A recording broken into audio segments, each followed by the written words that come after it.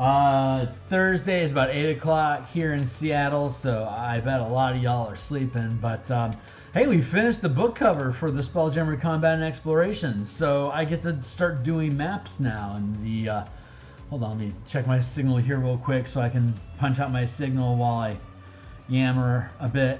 Hold on here. Signal while I yammer. Yeah, that's me yammering. I'm gonna have to get some sort of like a I don't know what those things are, like a muffler or whatever those things are that tones down your signal a little bit, because boy oh boy, I kind of just punch out there, don't I? Let's see. There we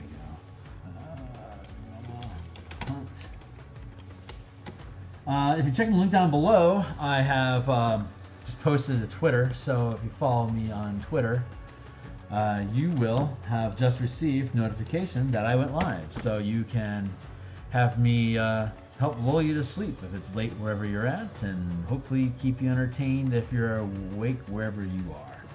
So I am just gonna, let's see, I'm just gonna drop some signals here real quick. Burp burp. Just hit all the Discord channels like D&D Beyond Discord, D&D 5e Discord, Rich Mary, Classes and Constructs, Cleric Corner, Zipperon, Fry's Minis, Dungeoneers Pack,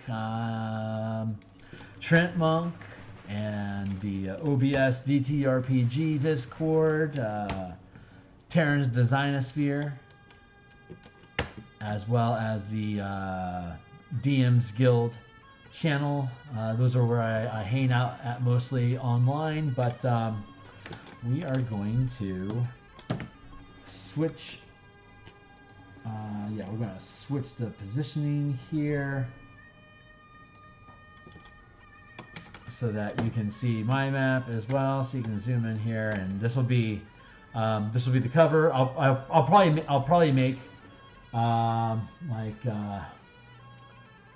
probably block this off and then make that a piece of stock art that folks can purchase. I don't know, like $10 or something, but make it like $2 if they buy the book. So there's that. Anyway, so that's the cover. I'm proud of it. I'm pretty happy with where it's at, and like I said, I like to get the cover done first, so that I set the bar.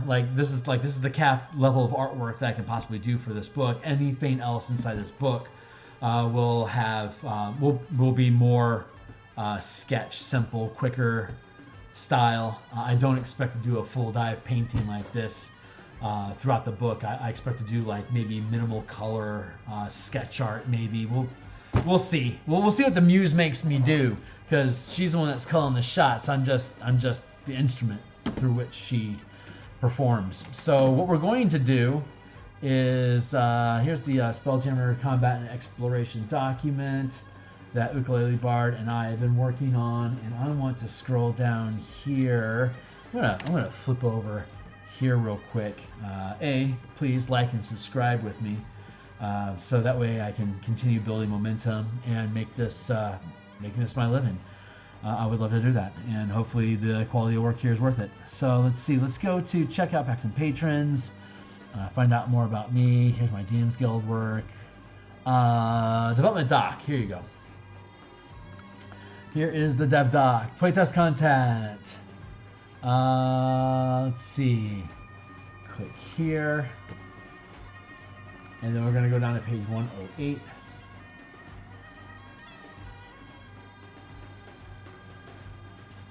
I said 108. Come on, stop running away. It's an 188-page document. It's read-only.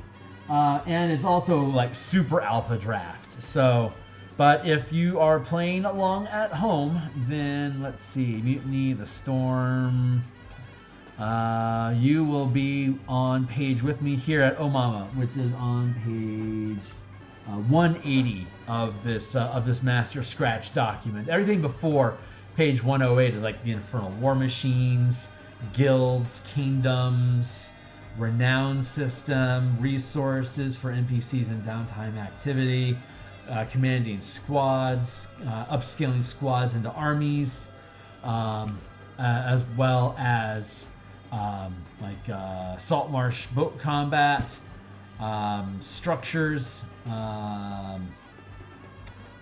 Yeah, so all the things, all the stuff. It's if you're only here for the Spelljammer stuff, page 108 plus is where you want to be at. But all the stuff that comes before that are going to be like a 4X book, a Dungeon Squad book, a Commanding Armies book, commanding Infernal War, like driving Infernal War Machines, similar to the Spelljammer mechanics. Like all that stuff is just going to cascade out of it. It just happens that we're going back forward in this process, which is a fun surprise. Hey, awesome! How you do, dude? It's nice to see you. So yeah, we are working on the conversion. Now that we have the book cover done, we can start doing the mapping and conversion process, like tokens and asset production for the Light of Xaryxis conversion that we're doing using the combat and exploration system that we built, lovingly initialed as SCE, the Spelljammer Combat Exploration, SCE. So in the SCE, we're looking at squadrons, and we're in the mechanics. So the back end. So there's the mechanics on how scaling, distancing, object interaction, action economy, siege weapon, action economy, different roles that you play on the ships, gyroscopic maneuvering, gravity well systems, air bubbles, yada yada, standards of living, all that crap is in here. Wild storms, different types of wild storms, different types of how different creatures can move through wild space between planets without dying before they get there, and each of their own structuring here. And then once you get all through that crap, sorry, I'm just trying to scroll down. There's also the how to create how to create your own systems using the scaling system, so that you can create a wild space hex crawl adventure, because you can only see different objects of different sizes at different distances. You can know there's 3 planets in the system when you show up, but you might not know how many planets they have until you get within a day's journey of them. So you can hex crawl around a wild space system and run across derelict graveyards, or fields of asteroids, or just small rogue moons that are floating through, or space stations. You just don't see them until you get close enough on the map. So you can actually do a hex crawl using space, and here's some random system generation to do that.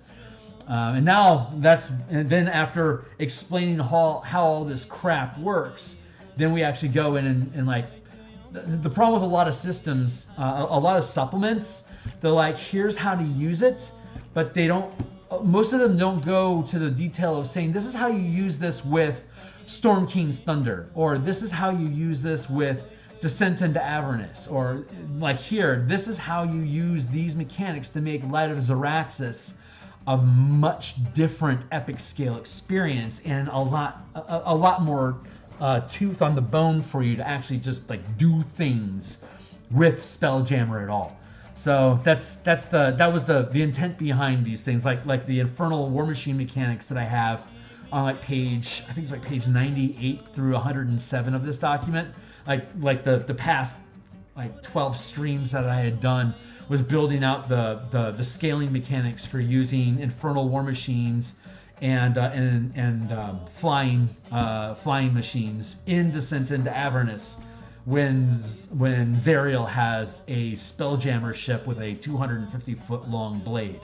So that's the next playtest that we're going to do, is the team fighting that. So that's all these mechanics were built to complement adventures that exist created by Wizards of the Coast, but Greenest in Flames from the Horde of the Dragon Queen, the first chapter, the heroes roll up on a town that's being attacked by a dragon and a horde of dragon cultists. That's what introduces it to you. Using the command mechanics on the first 30 pages of this document that I share in the description down below, you can take command of the fortress and coordinate the troops to attack the dragon, so that instead of waiting for it to get bored and leave, you can punch it in the nose, make it realize, oh, actually this is pretty freaking dangerous, I should go.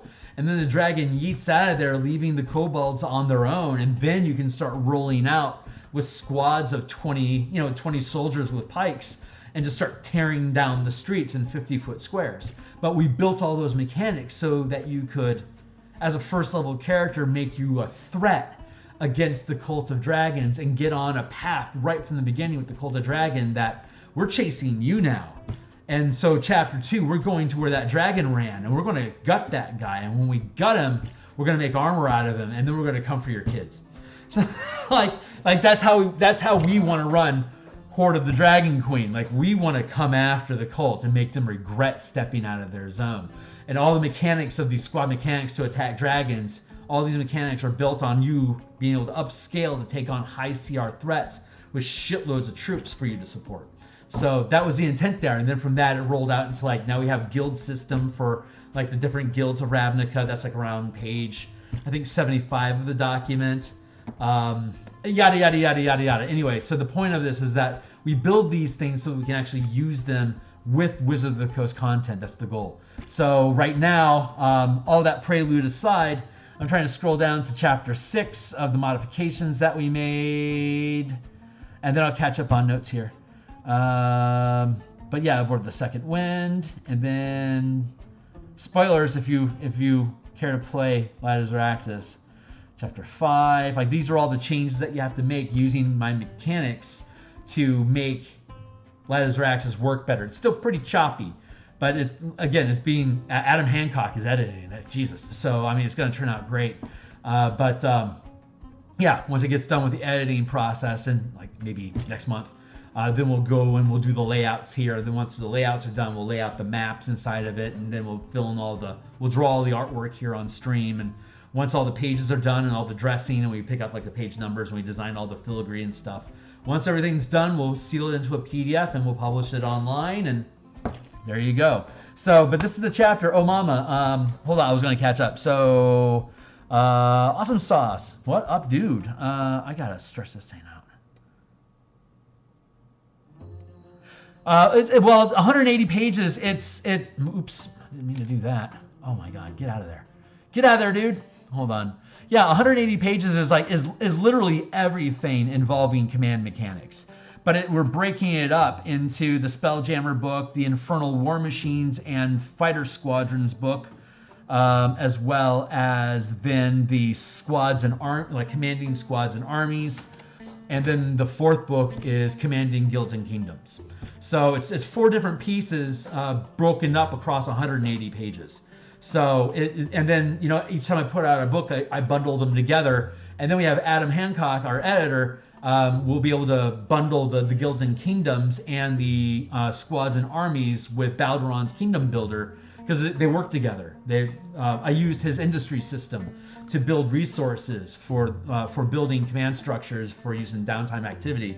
That just kind of slides into his Balduran's Kingdom Builder system, which is a lot like the King Builder Pathfinder 2. It's kind of the same concept, just more 5e than Pathfinder. So it's a fun set, and it's a pretty successful book. So this is really, all this stuff is designed to complement it. So, but yeah, it's a lot of content. It is a lot of content. But once, I mean, I don't do small, like I build large systems that you can do a shitload of stuff with, like the 5-color mana thing. I can take every card from the Ravnica card set, and I can now convert them into characters that are assigned to their 2 colors, because it's Ravnica. Any card in the set, or any sorcery card, any card in there, I can build into an aura, into a ground enchantment, into a character class, into a magic item, into a spell, or into a feat, all using the same mana language, which is stuff I'd probably just put on a Patreon. That wouldn't be like guild stuff, because it would never sell. But I put the core mechanics on the guild. Like all these books I put on the guild, and they become their own bundle set. So the more you're interested in the command system, Like you can then use Descent into Avernus as well as Light of Xaryxis and Horde of the Dragon Queen. You can blend them all together into its own campaign using command throughout it, accumulating troops from one town. So when you go into hell, you've got a commando team with you. You then take over a truck. You then start conquering other truck gangs. So you create a convoy. You can then use that convoy as a bargaining chip against different demon princes in hell to conscript as swords for hire to gain favors so that you can gain leverage. So when you want to take Elturel back, you have bought in enough favors to be able to earn that negotiation. So like that's how we approach Descent into Avernus using this stuff. So so the point, I'm sorry. I'm geeking out over all this crap because I love it.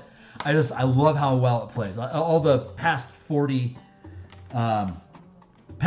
episodes of this stream is just basically me going from the very beginning of the book all the way up to now with all the mapping and all the mechanic design and explaining how the different systems works, and it's all there. But when it's on the DMs Guild, it'll all be 100% free anyway. So what we're doing right now is we are creating a map, because Chapter 6 of Light of Xaryxis is called Oh Mama. You're hanging out at it's an asteroid field, and one of these asteroids has a tower on it. And my spacing's weird on my brush right now. Give me a second here. Excuse me. Brush settings. There we go. Let's get that back.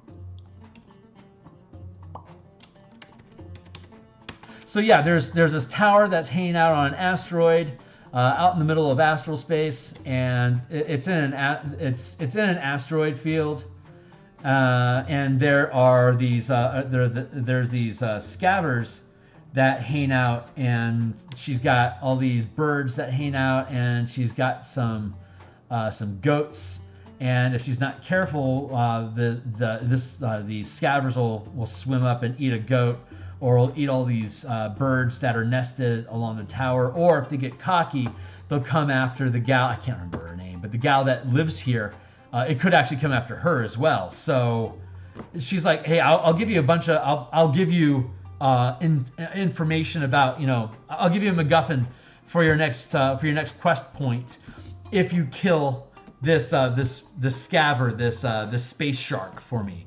And the way that it's written in Light of Xaryxis is basically it comes around and then you attack it, and if you hurt it enough, it runs away and never comes back, and you win. And it's pretty empty, honestly. So what I wanted to do was use the scaling system and the flight system mechanics to build out the asteroid field and an overhead map, and then have different location points in it where the Big Mama, the shark, will show up. And so I've got 6 different points, and the way that it is that the D4 times per day, Big Mama will come back to the asteroid field, because in my mechanics, scabbers can swim 10 million miles per day. Like they can yeet up to 10 million miles. A Spelljammer ship can do 100 million miles. So you would never just want to lasso a bunch of scabbers or Kindori and use them to take you from planet to planet, because it takes 10 times as long. So if you have the money, you're going to want to invest in a Spelljammer helm so you can attach it to a large structure, so you can move a bunch of shit with minimal mind effort. Otherwise, you're going to have to rope, and I go through all the mechanics of this, you're going to have to rope 2 Kindori for every 50-foot square of vessel that you want it to drag, like a coaching chariot. So if you got like a hammerhead ship, which is 250 feet long and 40 feet wide, that's 5 50-foot blocks that it fills. You're going to have 10 Kindori in a like a coach rail of horses, dragging your hammerhead ship. And if they get scared, or if scabbers attack, or if they get killed or sick, or you lose control with them, then you're just stuck adrift in the middle of literally nowhere with your air running out. So the development of Spelljammer helms made a lot of sense, so you don't have to be dependent on these very relatively slow moving creatures like lunar and solar dragons and some other really high CR stuff can move 100 million miles themselves also. So like if a dragon gets pissed off at your ship and that dragon's like a solar, it's 200-foot long solar ship, it could tear your damselfly apart, and you can't get away from it because it can just fly as fast as you can. So in this system, you don't slow down because you run into something. There's just a distance that you can find out about it before it gets there. So you have an opportunity to decide if you want to engage with it or if you want to dodge it. And then things can use stealth checks and stuff to like not be noticed. So when you shoot by, it can catch your gravity well and jump on board and then tag along with you and then close distance off of your gravity well. So like you can get chased and ambushed without slowing down, which is what most of these animals will do. Like scabbers will sneak up on Kandori moving at 10 million miles per day, and they just slide into their wake, and then they snatch the little ones, and then they can slow down and have their meal. But they keep coming back to this asteroid field because there's easy prey here, or at least there was until your characters show up.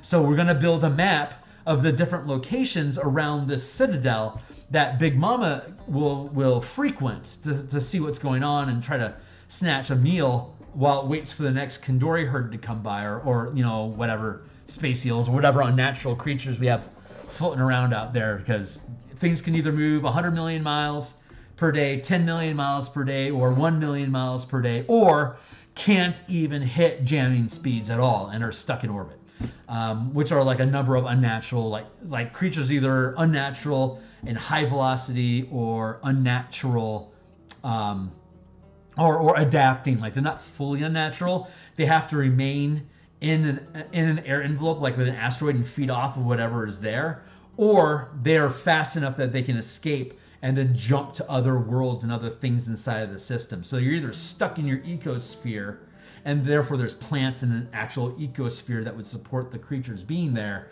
or they can just lance around a system just like your ship can, all doing migratory stuff, and then when you get like within within 1 million miles of a debris field, you can come across like 16 ships that have been in a war that have all lost their atmosphere, and now there's undead creeping through. This is like a Sargasso area, because the scale of that area is going to set the scale of the map and the distance that you can encounter it. So you drop into a grid that's matching the scale that you can see things. So if you want to engage with these things, you can be navigating around in like 10-mile blocks or 100-mile blocks, or it scales all the way down to 5-foot blocks if you want to board another ship, or you can do dogfighting at the 50-foot scale, or you can be doing long-distance siege combat amongst various ships and fortresses at the 500-foot scale.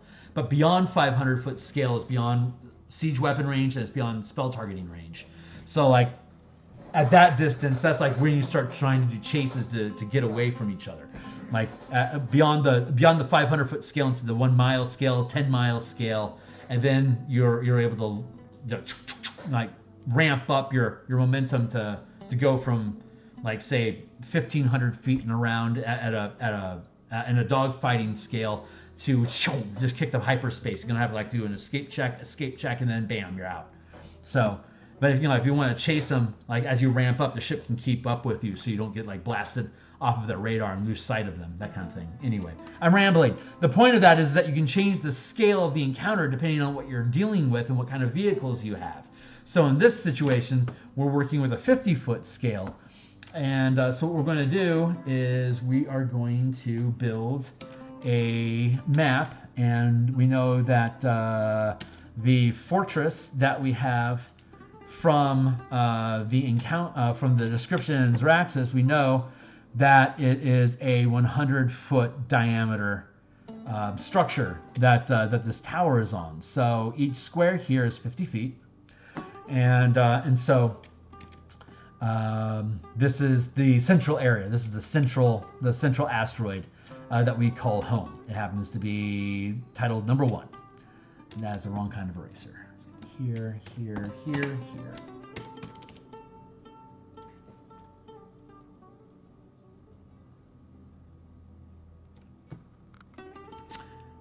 It's nice to see you. Gotta head out. Hey, thanks, Awesome. I really appreciate you dropping by, dude.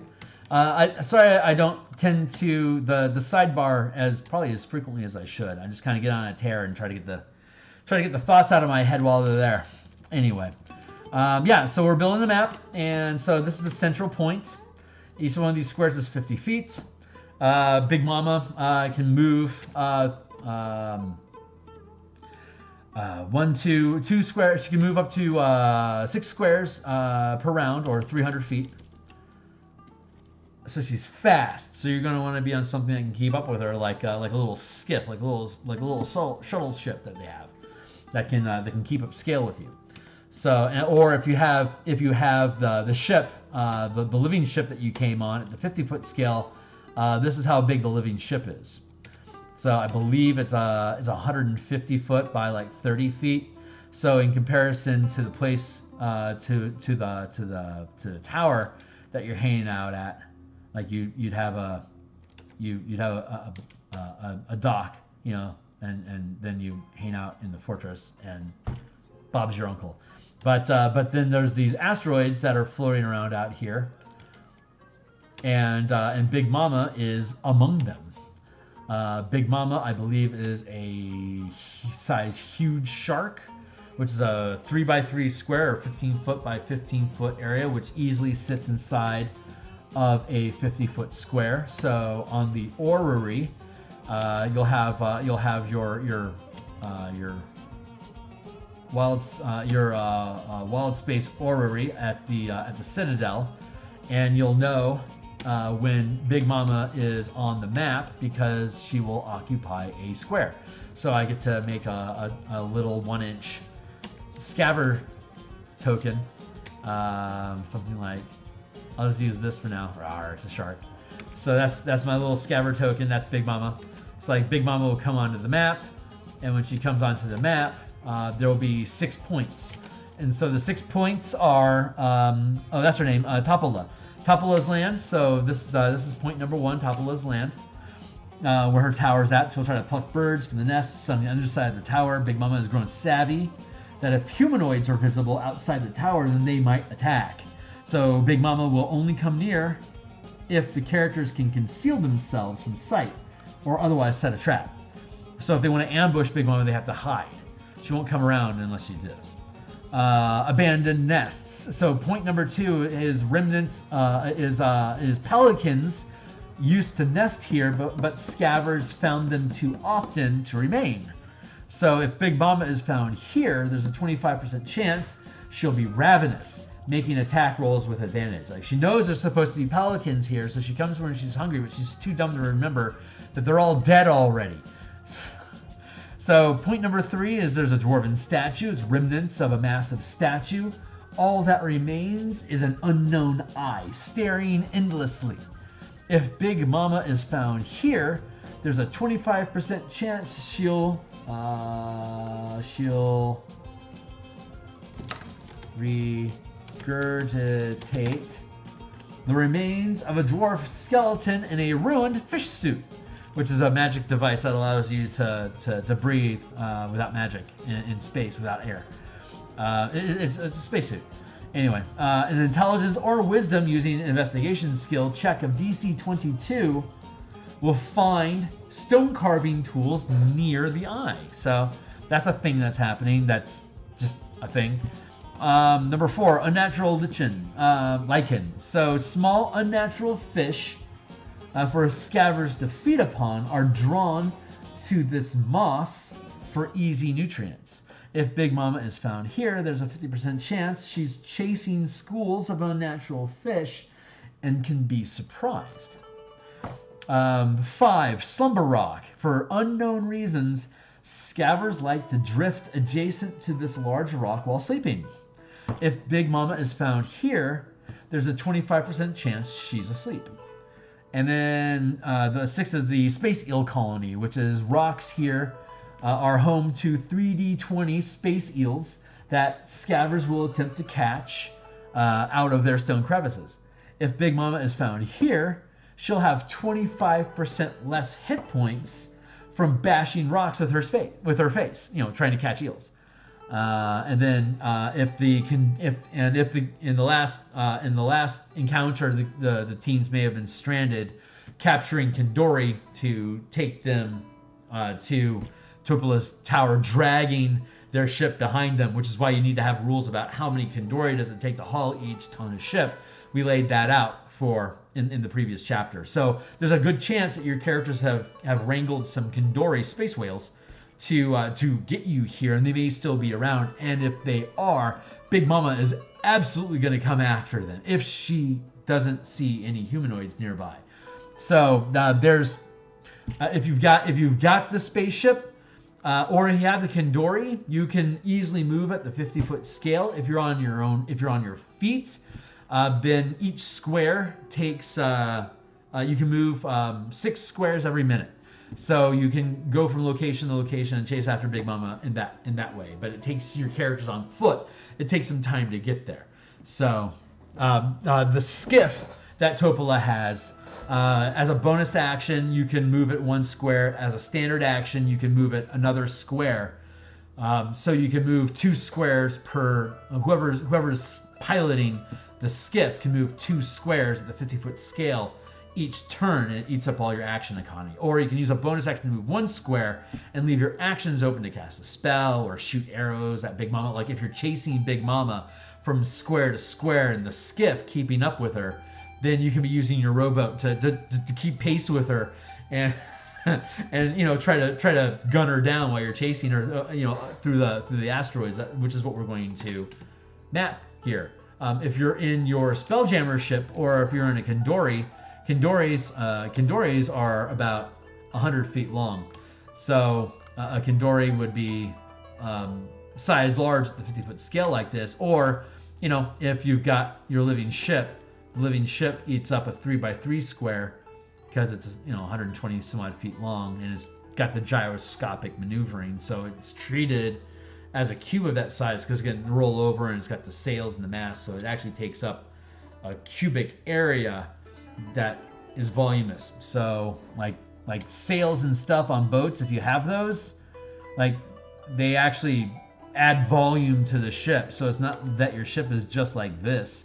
It's like your atmosphere is like this, and in reality the size of the boat is bloated out, and it's actually more like the structure of a creature than salt marsh. Like salt marsh is like this, but it doesn't really matter because you're in the ocean. So and it churns slow as hell.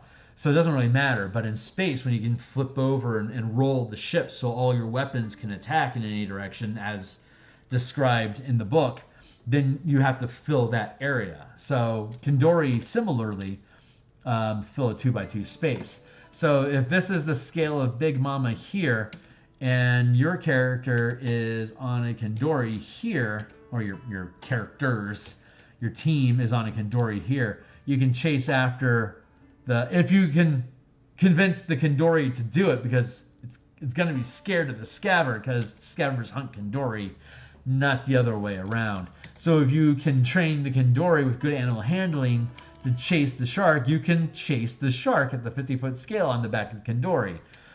You could similarly, if your ship is operational at the time, you could use your ship and you could be firing ballistas at the scaver, and without any cover, that scaver is not going to survive for very long.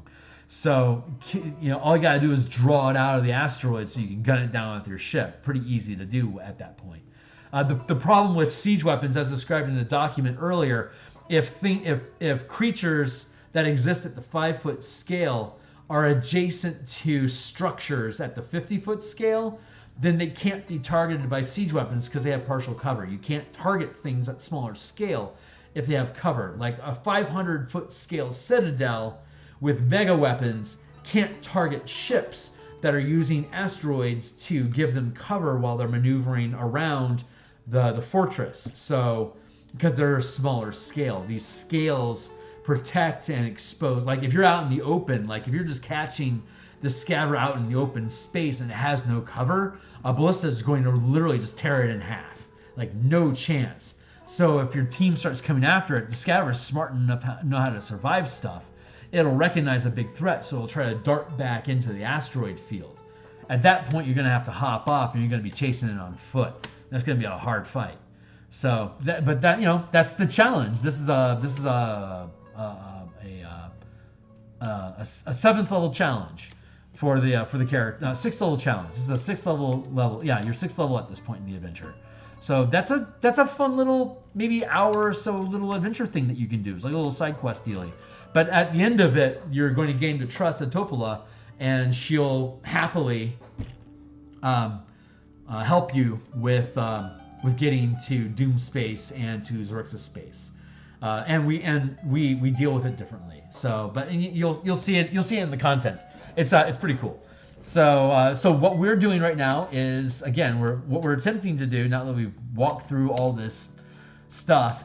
I'm noticing a common theme when I do these streams, that I want to explain all the mechanics in the book as reasons for why are we building these things, what purpose do they have as a product.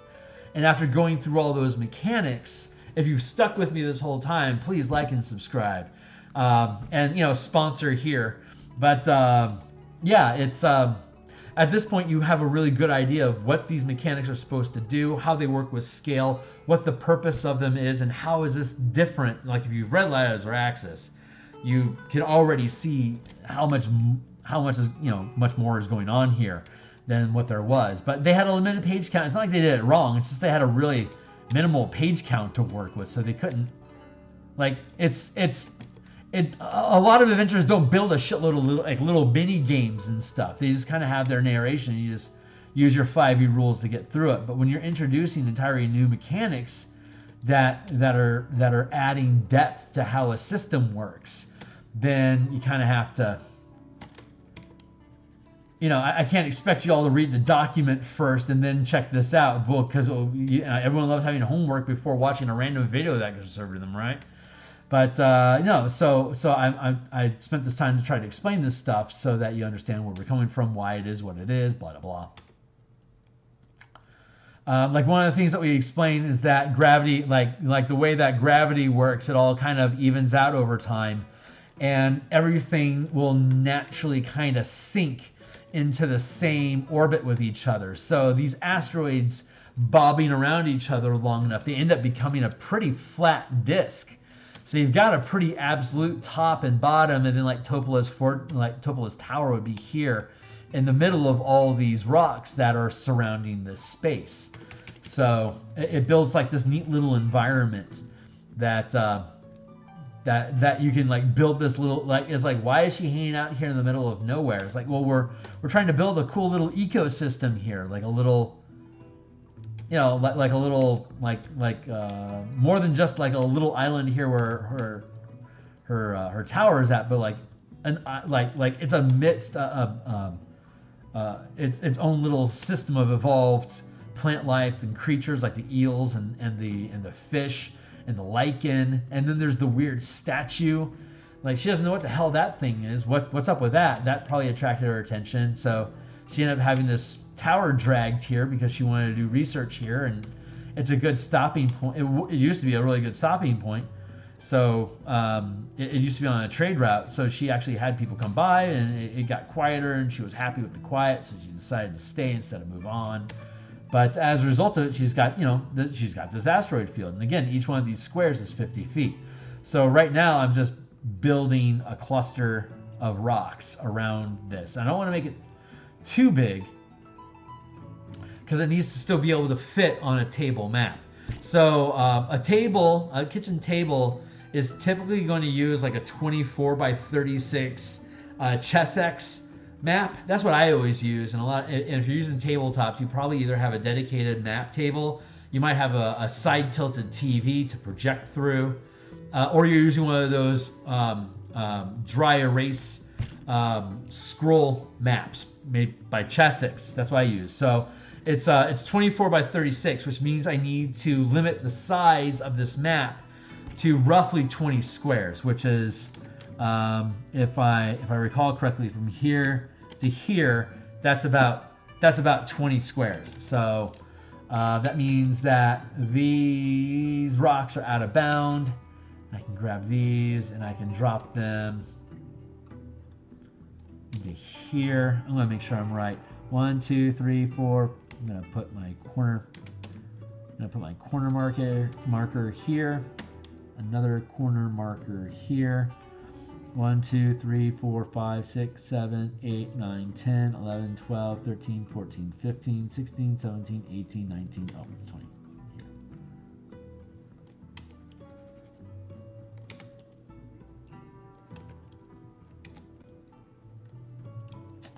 Let's go.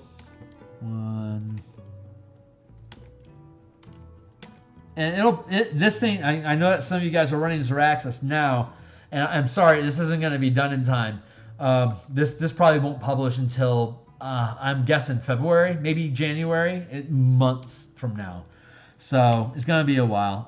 1, 2, 3, 4, 5. 1, 2, 3, 4. Which is why I make the content viewable now. It's still just a rough alpha. It's not the final text. But it should be enough. That plus these streams, me explaining it, should be enough for you to throw together your own little BS map. And just use the stuff that I have in the playtest content to see how it goes. And if you do, let me know if it was fun. So everything's been working out so far with my team. So I hope it works for yours too. 1, 2, 3, 4, 5. There we go. And I have to take this.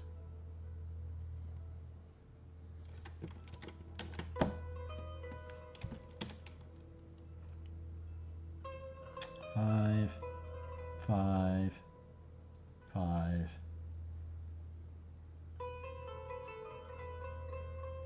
1, 2, 3, 4, 5. 1, 2, 3, 4, 5. 1, 2, 3, 4, 5. 1. What? 1, 2, 3, 4, 5. 1, 2, 3, 4, 5. 1, 2, 3, 4, 5. 1, 2, 3, 4, 5. How did I get that wrong? Anyway, Kearney, whatever. That's why we count, you know? Up. Wonderful. 1, 2, 3, 4. 5. Jeez, McCrow, my eyes are crossing. 1, 2, 3, 4, 5. 1, 2, 3, 4, 5. 1, 2, 3, 4, 5. Groovy. Okay, cool. So that's our grid block, and now we know that we need to make sure that this asteroid field sits inside of that 20 by 20 space, which, by the way, is plenty big. On the map here, your characters are going to basically be occupying. I mean, your characters could all be in their own 50-foot square space, but with only 4 of you, that's like there's your 4 characters, and like Big Mama's here. So now you guys got to close in on it. There'll be 6 dots. I mean, we were talking about earlier. There's 6 points in here. 1 is here, and then there's 5 more points scattered around. But you can see the kind of scale here. Even if you had, even with your ship, the ship is only this big in this area. So you still have. I mean, it takes nothing to drift over there, but you got to do it, and you can't. So that just gets you there. You can't actually target it with weapons until you can flush it out of the asteroids. And if you do, it's just going to go on the underside. Your ship can't get through there. It's too big. So you could come over here, and there'll be a pocket here that'll let you to dip through, so you can go to either side of it. But scouters aren't stupid. They're wily hunters. They know how to use asteroids to dodge around stuff. So it's not as easy of a challenge as it seems. But you guys have superior tech to keep up with it. It's just a matter of killing it. But then there's all these little, fun little things that you'll find throughout here. So anyway, that's the point of all that. I'm just trying to make fun little tools to have fun with, Fun little things to have fun with. Fun. Fun.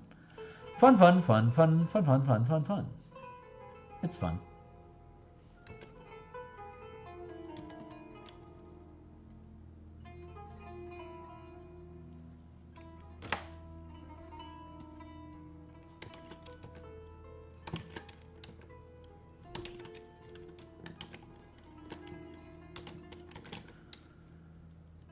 I'll do that.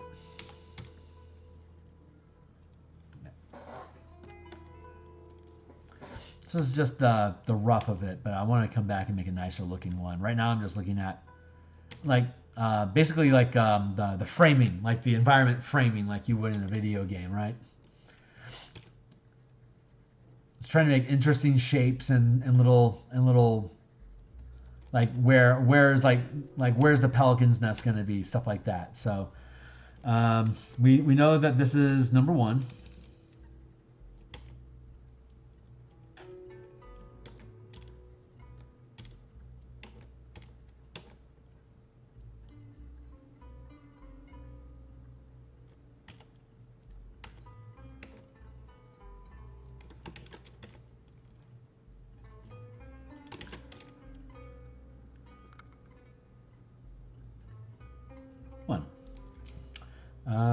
It's not obviously a 1.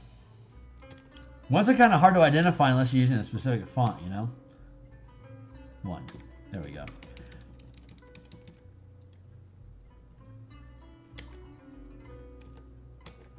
That's what fonts are for. That's what distinguishes chicken scratch and cave paintings from books, words, and things. Only 8:45, huh? We got another hour of this.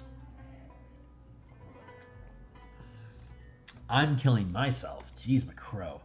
All right, so filling in the space. We don't want it to be too big, but we also want to make sure that there's an even distribution. So I'm thinking the eye is going to be over here.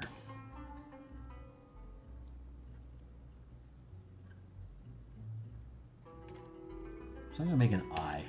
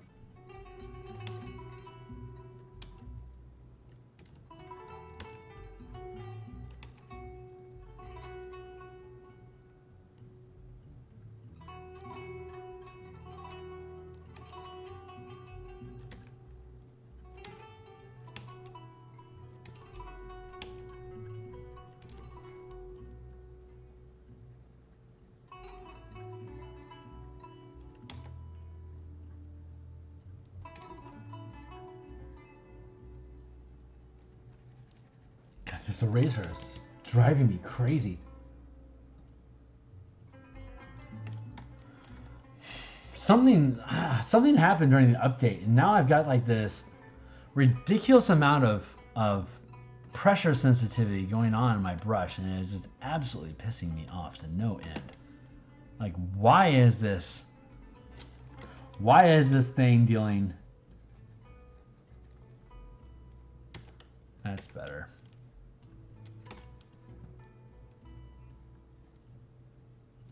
The transfer that does it, huh? Oh, I did not know that. Thank you. Now, my world is so much better. It's the transfer button that fuddled stuff up. Nice to know. There, we are. So on track now, yo. All right, I'm building this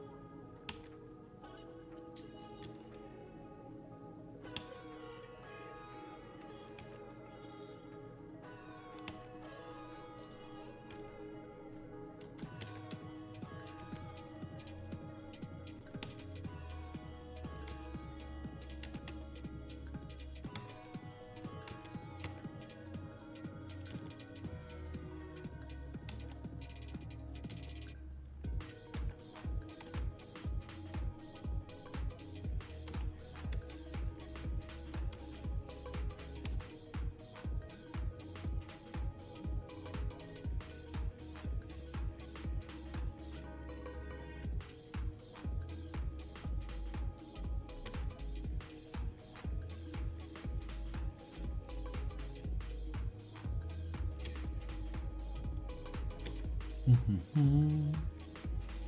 is a broken statue. They got a carved face that's just broken off. Like there's no data about what this is, why. So it's probably worth commenting on.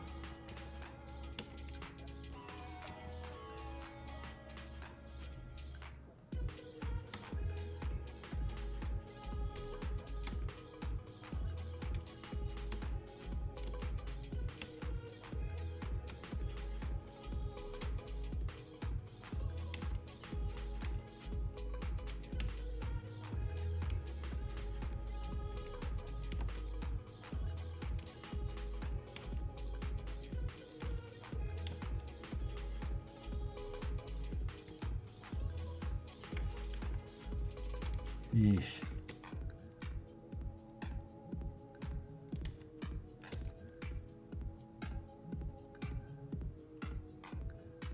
There we go.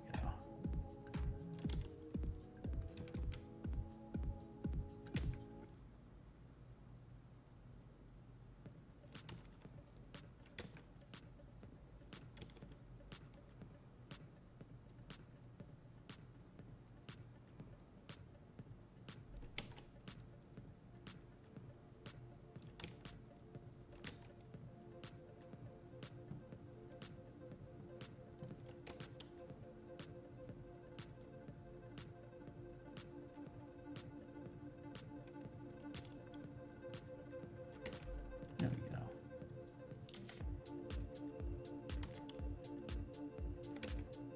I mean, if you're building this for yourself, I mean, you can build any kind of objects or artifacts that you want amongst these. I like the idea of like a dwarven, like remnants of a dwarven citadel. If you're familiar with what those were in second edition, they were they're like 500 foot by 700 foot size, basically just giant blocks of stone that dwarves propelled with priest magic. It was they're pretty freaking cool. Second edition had no qualms with large scale stuff, man. It was cool.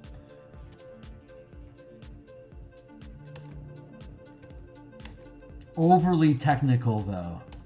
I do respect the projects that have come out that are attempting to, and many of them successfully, convert second edition Spelljammer mechanics into 5e, but they're just not good mechanics.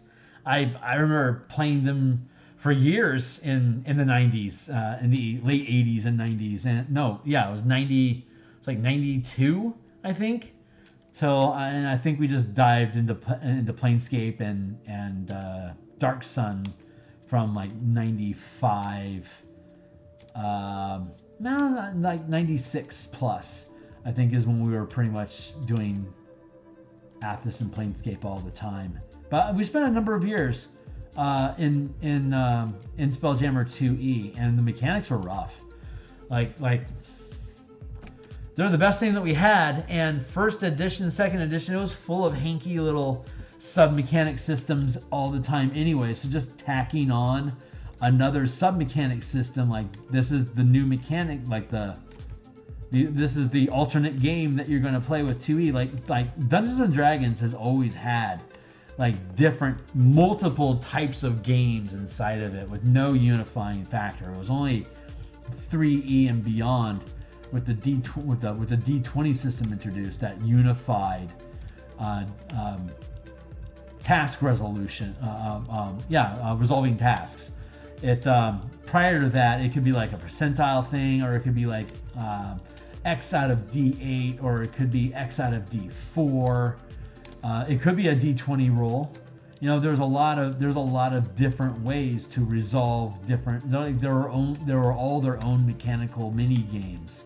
So there's a long history, therefore, in Dungeons and Dragons of having a bunch of disjointed systems that worked individually, but as a whole made for a real mishmash of mechanics that 3E and beyond, the whole D20 evolution was great for, that it unified everything behind the same D20 die roll. And it simplified things, but it also took away some of the nuance that kind of goes on with all these little, like all these little mini games. Like they have their own little culture inside of them. Like if you're rolling D6s all the time for discovering traps and things, it's kind of a different thought process than, say, rolling D8s to see if you find enough food while you're out running around. You know, like that's kind of how first and second edition worked. Like there were no unifying dice methods to make everything feel like it's the same game. Because originally it wasn't. Originally they were like, go play this other game if you want to do outdoor survival stuff. You know, I forget the name of it offhand. But yeah, the whole history of D&D is a bunch of microsystems. So I don't begrudge people resuscitating the 2E rules. It's just that they're super clunky. Like in comparison to 5E, mechanics are clunky in general. And so most of these different folks they kept all of like a lot of them kept weapon arcs and turn radiuses, and the speed of your ship is determined by the CR of the pilot. And I respect that stuff, but it can be more unified than that. So these mechanics that we built here are designed to further unify everything under the 5E mechanic system that we already know. Like the more systems you can get to fold in on mechanics that you already know, the more elegant your system becomes, because it folds into the system you're already playing. The goal of this product is for you to explore and have combat in Spelljammer and still feel like you're playing D&D 5e. And it doesn't, if I do say so myself, it does it pretty damn well.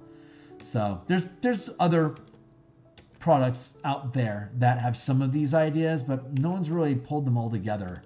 I like to say quite like this, because we really did a really good job building out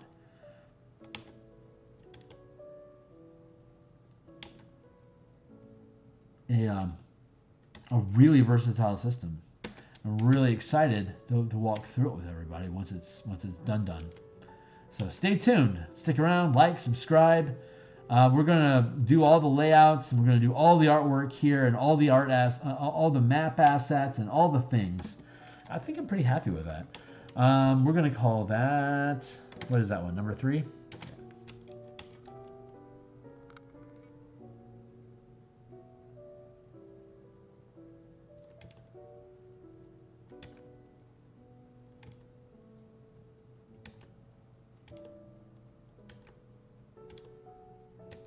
So I'm doing a black and white map right now, and then we're going to come back when we do it, and we're going to do a black background with, you know, like stars and stuff, right, like as a backdrop.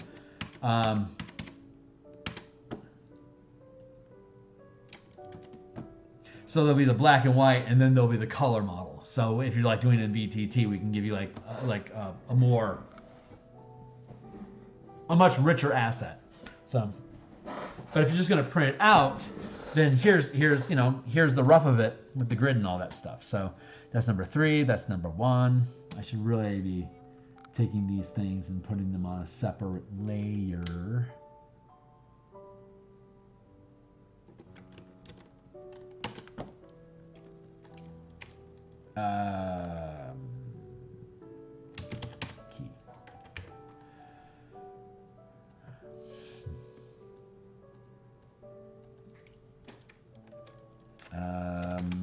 Grid size.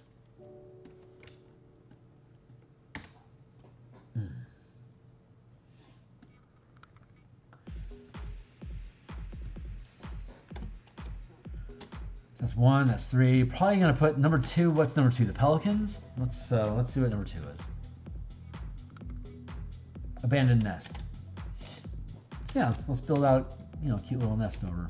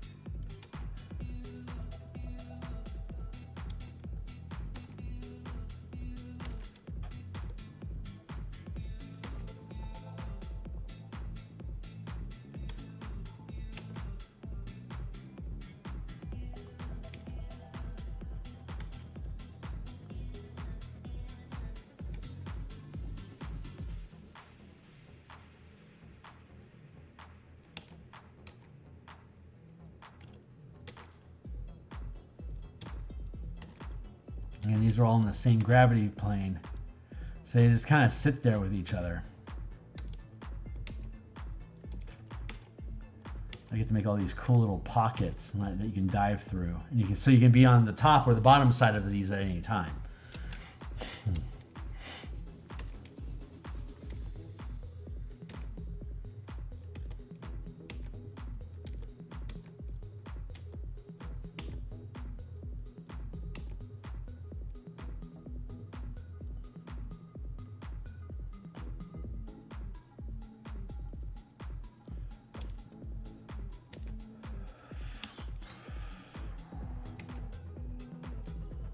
We'll call this 2 over here.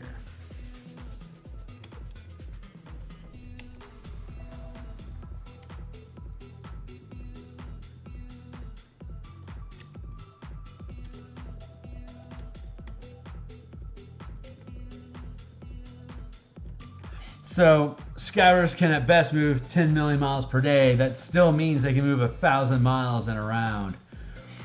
So it's going to get onto the end, and it's only at the 5-foot scale, so you're not going to pick it up until it's 100 miles out.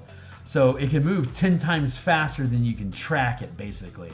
I mean, once it's within range, you can track it, but it can easily get in and out of orrery range before. I mean, like, it can literally drop in and out of range as one movement. So it has to.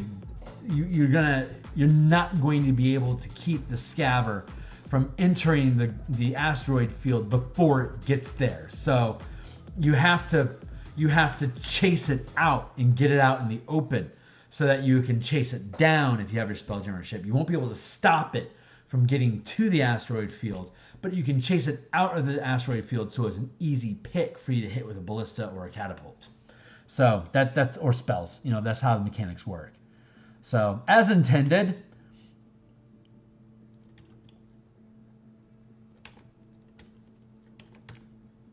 yeah, the biggest problem with Spelljammer is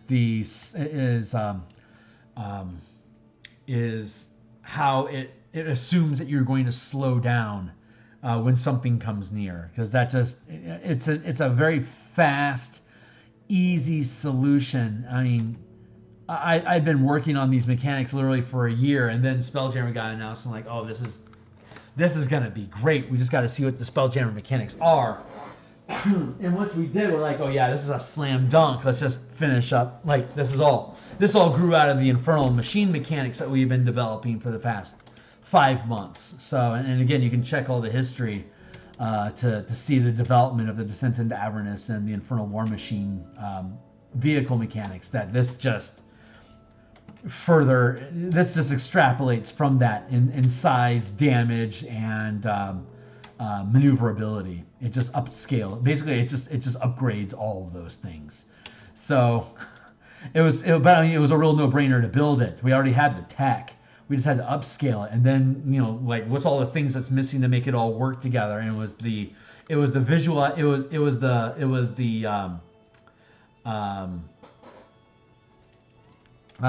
perception range and the scaling that were the issues. And there's been a couple of different offers out there that have intuited that you can upscale damage and it will work, but none of them seem to have figured out the die roll times 10 and how you can just drop the variable to make it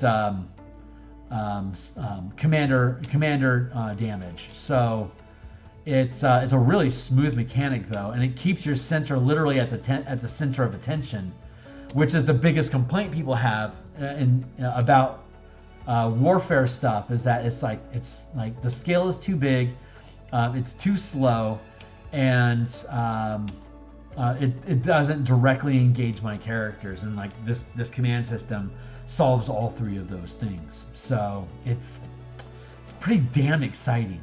I get it, like Awesome Soul had said, I'm pretty passionate about it, but it works, and it works with all the WOTC stuff you can imagine. Like it's so good. It took us forever to build it, but boy, it's really freaking good, and it just keeps working. So I'm not breaking my arm, pat myself on the back. It's just it's amazing that it works at all. So I just want to share the gospel, the gospel of upscaling mechanics, you know. Anyway, I'm just making, you know, little blocks, trying to make little zones, little zones.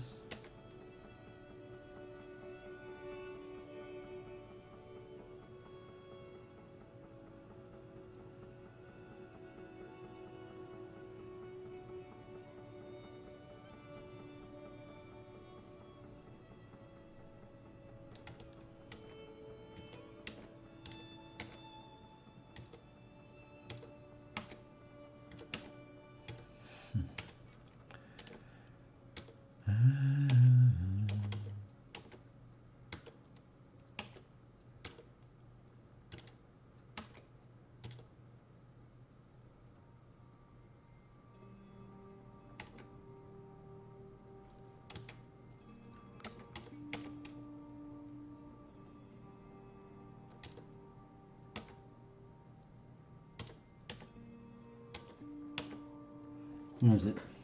9:06? I better take out my clock and put a timer out.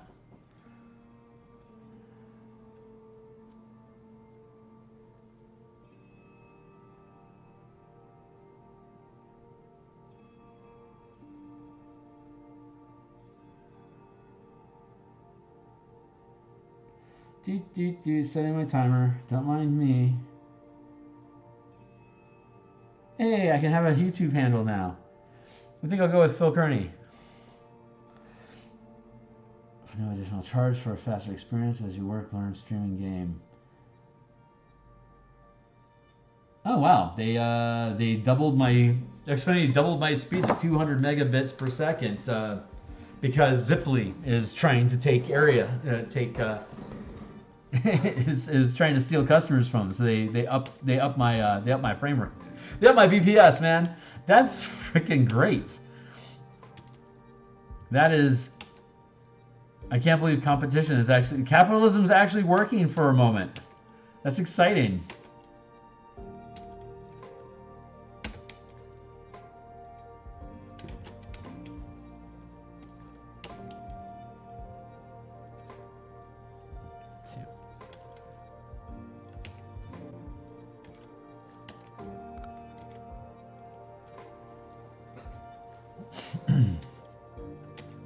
Oh yeah, I was setting a clock. Jeez, I got distracted by good news. That's really cool. This is how blind I am. This is how close I have to get to a phone. Monochromatism is a bitch. There's a link down below. It takes away your cones, so I don't have any color vision. But that also means I lose any kind of resolution. Like I'm locked in at 2200, and my eye can't change. Like I don't have the ability to zoom. If I want to zoom, I got to bring it closer to my face. And my depth perception sucks. It's like, don't give me a gun, give me a sword. I'll keep people away from you while you shoot stuff. I'm pretty good with a sword. So let's go a timer. That's what we're trying to do here. We're trying to do a timer here. We're going to go with... I'm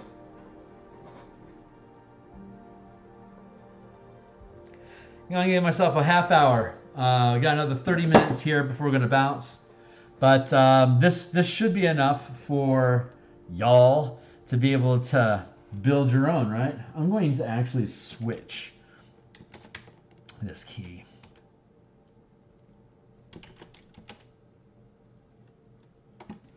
Two, three,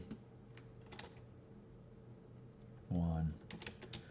And then I'm going to use 1, 2, 3. So it's easier to pick out where you're at, what you're doing. There we go. That was the master. That was the master stroke right there. Cool. Now we're just gonna get back. Like I said, we're just trying to fill up space to kind of have a fun little environment that gives opportunities for you to you know, parkour around these rocks and stuff. So Like if you fall off a rock, you're just gonna bob between planes, so you can like you can go on the upside and downside. Like if you jump off this rock here, you could end up on the other side of it. So like you can have one character here. You could have two characters in this position on the map, but one's on the is on the upside and the other one's on the downside. But it's still the same rock. So the shark can start here on the top side, go down here, bounce underneath, and then come up underneath it, and then pop up again up here, and then underneath these rocks to come around up here, and then over this rock, and then under this rock, over this rock, and then it can yeet out of the system and then launch out of there. Like these are the different, like you can bounce in and out of these rocks. So it's difficult to target you with a siege weapon. Like you can't get an easy beat on him because he can bounce in between. I mean, and not only that, but this is a 50-foot square, and the scabbers are only 15 feet. So like, it can weave through all of these rocks as well as going over or under them. So there's a lot of options and a lot of maneuverability that you can do in this sort of open map. But if your characters fall off the rock, they just kind of drift until they hit another one they can climb off, and then they can keep running. And if they jump and if they fall and they hit the bottom, they can just float over and then climb up again. So it's not that difficult. And there's no real risk of falling and dying, really, because they're all in the same plane. It's just, can you keep up with the shark? Do you have, are you maneuvering well? Are you leading it? Are you laying traps for it? What are you trying to do to outsmart it or to lure it or trap it? You know, all these other words. Words and things. We're building words and things.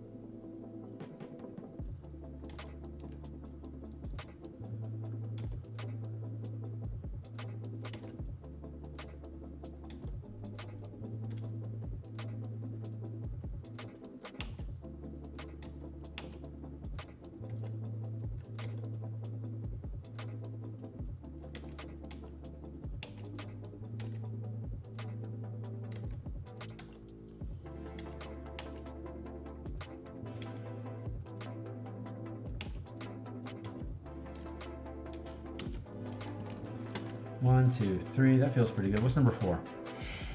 A natural lichen. Small natural fish for scabbers to feed upon are drawn to this moss for easy nutrients. A natural lichen, huh? 1, 2, 3. That'll be over here.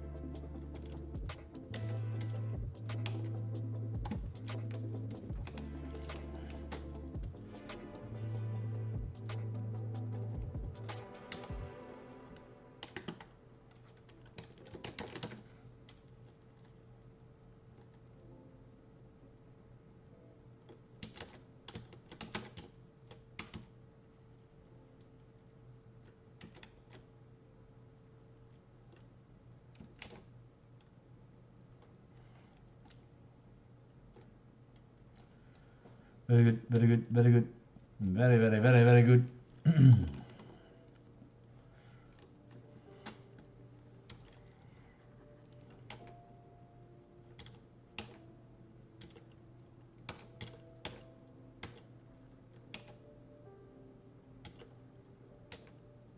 Yeah, once you have the mechanics, like once you have the basic design for a mechanical system, like a subsystem or a supplement that expands on an idea inside of the D&D game, and once you have a structure built around it, you can then use it to create all sorts of different ideas off of it.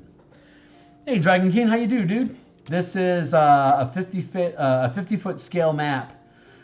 Built for Light of Xaryxis Adventure, Chapter 6, Omama, where you're chasing after a space shark in exchange for getting information from Topola, the gal that lives in this fortress in the middle of this asteroid field. But there is no asteroid field in Light of Xaryxis. It's just go hunt down go kill this shark, and it's like you do a check to see when it shows up, and then you roll an attack, and when you damage it enough, it runs away, and then you win. This adds like an environment with like different locations with like little things in it. Like this is a statue of a dwarven face that's like just hanging in this asteroid field. So like that's a thing.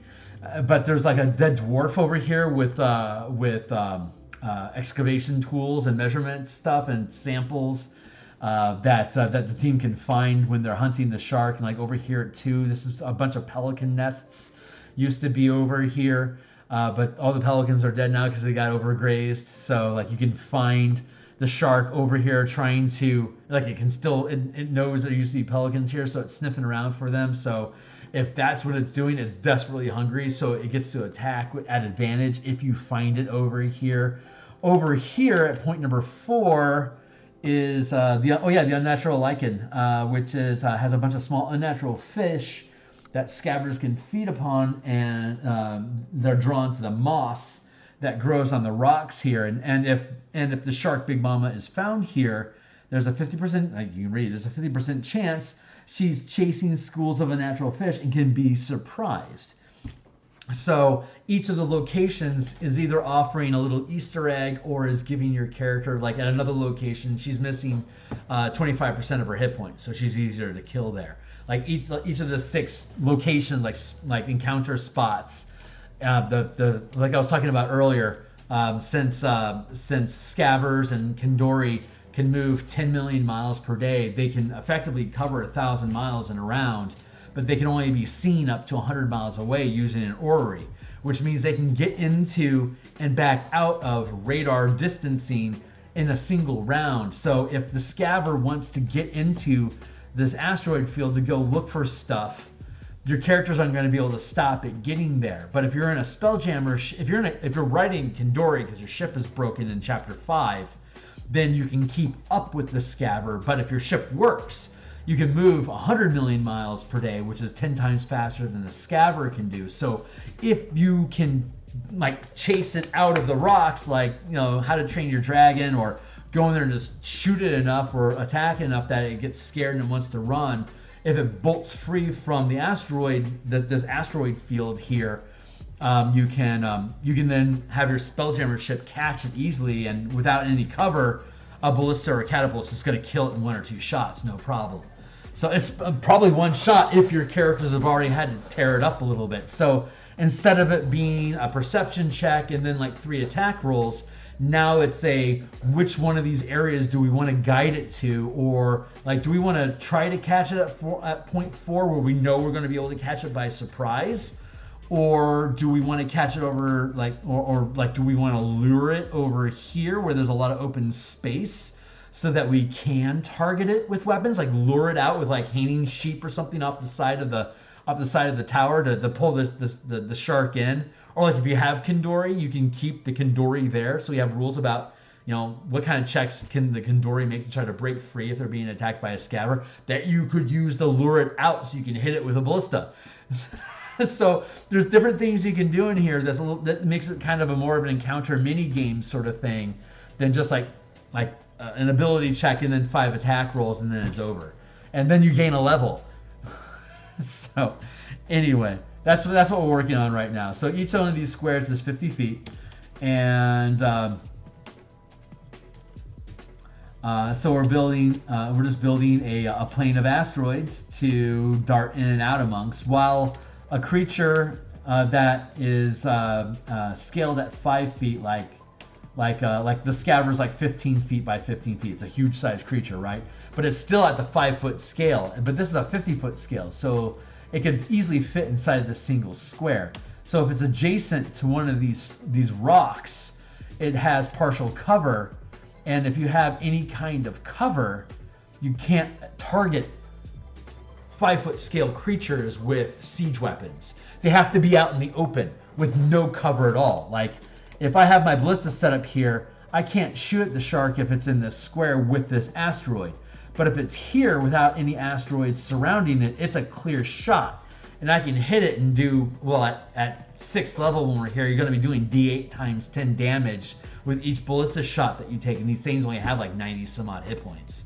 So you're going to be able to kill it easy if you can, but you're only going to get one shot. It's going to freak out and it's going to bolt. So then you have to try to chase it down. And then, so it's just going to bolt like over into here, and it's just going to stay hiding among the asteroids until it thinks it can make a dash. So you want to keep an eye out for that, because it's going to yeet off of screen in a single round, because it can move 1,000 feet in a round.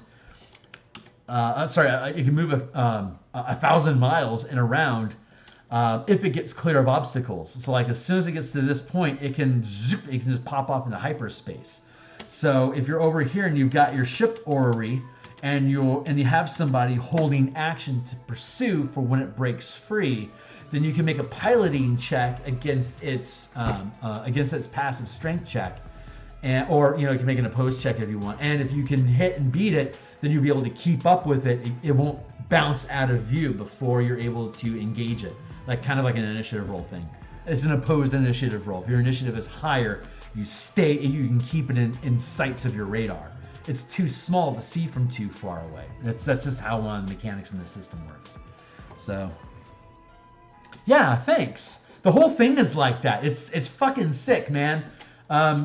This is the 42nd episode, so the past 10 streams, I've been, some of it I was doing the book cover that I posted in the Discord, but others, the other chapters were like each chapter has its own interaction and encounters and stuff, and we've been fleshing out each of the mechanics for them that were then, this is the alpha playtest document for all this stuff, and it's about 80 pages. So all the mechanics that we have, like building systems and stuff, it all scales off of this 5-foot, 50-foot, 500-foot, mile, 10-mile, 100-mile, 1,000-mile, and it scales up to 100 million miles, because that's how much movement your character can make in a day. So you can do a hex crawl through a system that's 20 squares wide, but you won't see the moon until you're within 1 square of it. So then you scale in to be able to, you scale into the range to see the moon. So now you can interact with the moon,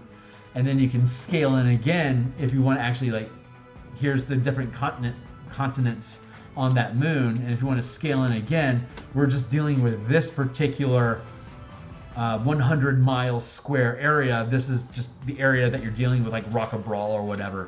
And then you can scale in again, and here we are at this each one of these pixels is 5 feet. That's how intense it gets. But that's all the rules in the document that's linked down below. That's what all this is designed to do, so that you can go from 100 million miles daily hex crawling to sniping into a 5-foot scale, so you can board somebody's ship. But you can engage objects and creatures and other ships at any scale along that scale from 100 million miles down to 5 feet. It all smoothly scales at 10 times increments.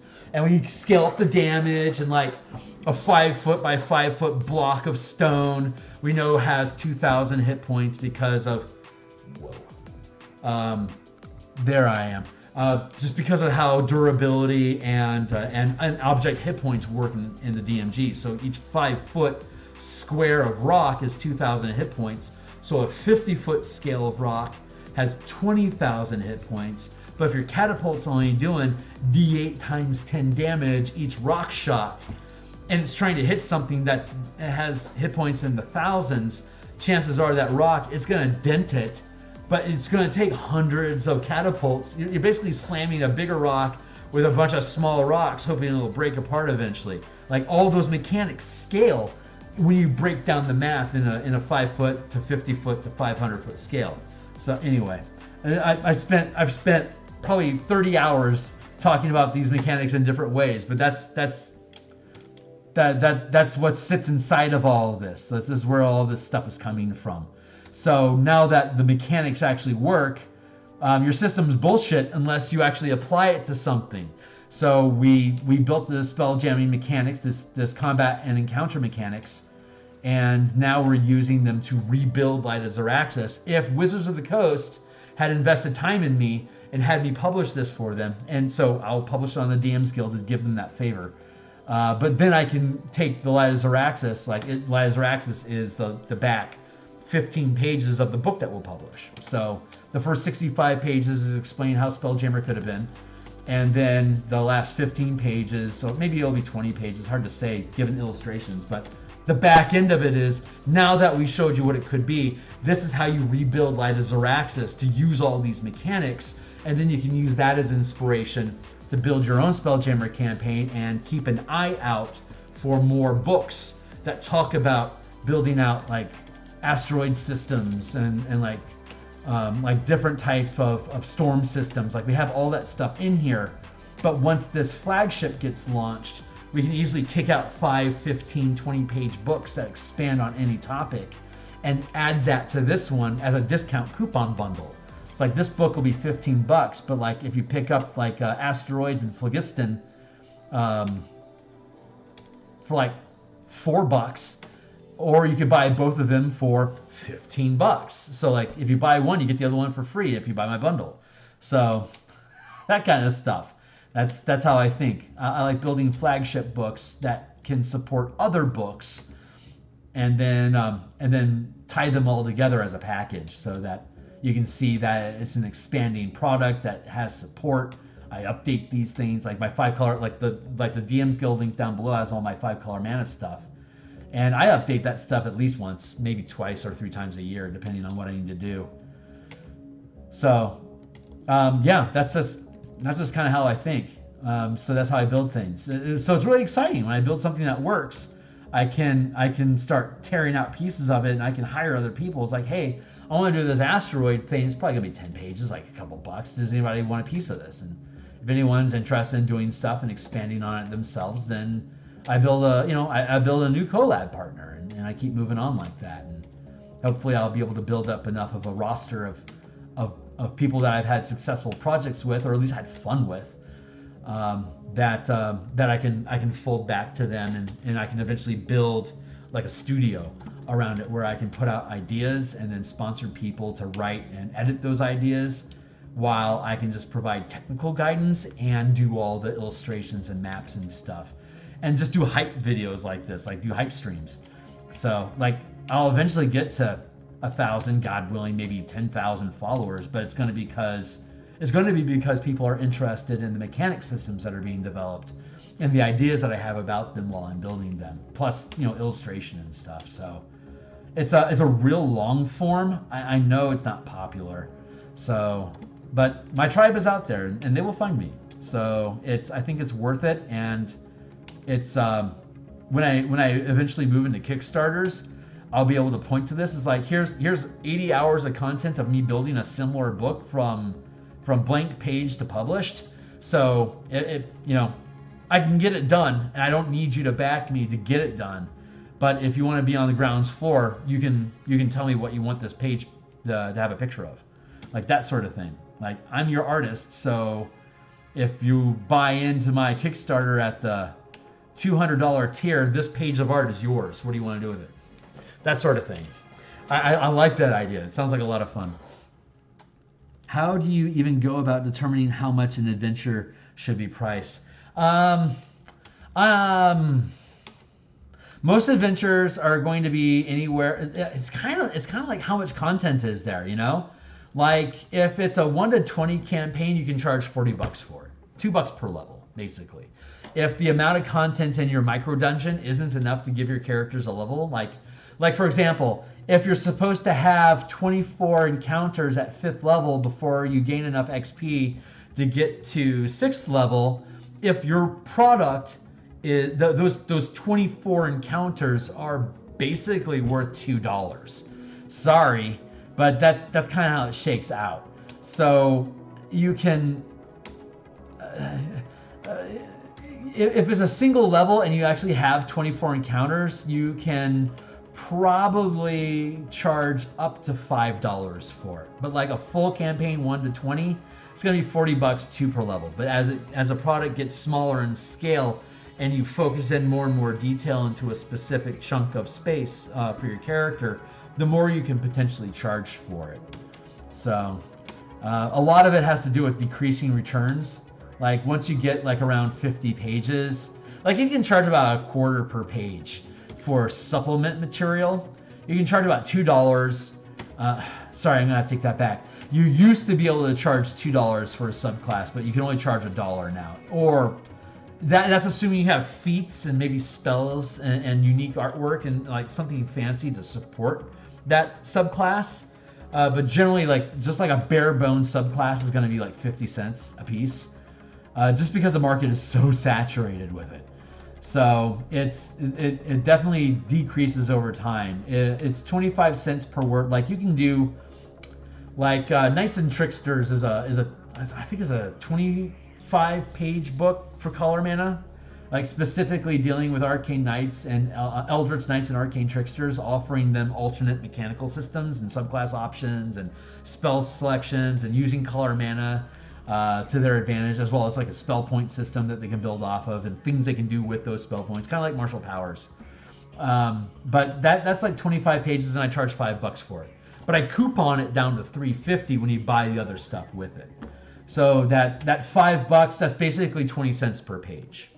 So, but once you hit the 50 page plus mark, you're like more like around 10 to 15 cents.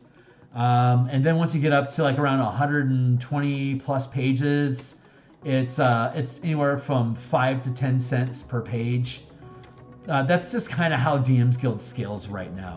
But per level is a little different. So like the Crystals of Bombardment adventure that I've been streaming. That's got 3 acts. It's got 1, 2, 3, 4. It's got 5 maps. It's got, I want to say 50 encounters, and we're probably going to price it at $15. It'll probably be 90 pages, plus a bunch of assets for running it on VTT. But that'll probably be $15. And when I bundle it with the random adventure generator that we built it with, once we have that published, that'll probably be $15 also, and then we'll 50% off each, because we're using Crystals of Mabar as a reference document for how the random adventure books, like how to create Eberron adventures. Here's an adventure, an example of an Eberron adventure that we built, and here's all the mechanics that went into us building it for your DM to run this adventure the way that we presented it. And then there's like a bunch of random tables about generating plots and villains and twists and locations and how to interact all that stuff. So like that'll probably be $15 on its own. And it has some spreadsheets to do some random generators for you to make, like cast like a main boss and then lieutenants and then grunts. Like they can all be in like different factions. Like the lieutenants can be at war with their troops, which probably means that those troops are conscripted or enslaved. So you can create social challenges to get the slave caste to rebel against the lieutenants, that then are held accountable by the BBEG that you're working through, and then have a different BBEG every 5 levels. So each tier you're working through a new micro boss that oversees its own lieutenants and its own squad of minions, and then you can have like a different flavor at each tier of game that can then fold into like a general idea of like the massive 20th level BBEG that you're going to take on. Like all that stuff just kind of like folds into each other. So you like pick a point in that path from 1 to 20 where you want to hyper focus on. We can pluck that out, and then we can build the command structure of all the resources and stuff that 5 levels of game has available to it. And here's an adventure you can drop into it to express all that stuff. and we thus present to you Crystals of Mabar, an adventure for 8th level characters. So there you go. That kind of thing. But it's got 6 adventure hooks, so there's like 6 different factions that are interested in what you're doing there. So once you go through the adventure, like the back end of it is like Ader Academy is interested in you, the 12 is interested in you, the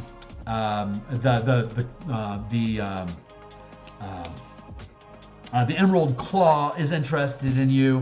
You're on the Silver Flames radar, and the and the Gatekeepers are aware of you now. It's like you've got all these different factions that are potentially taking shots at you now because of whatever it is that you decide to do in the adventure.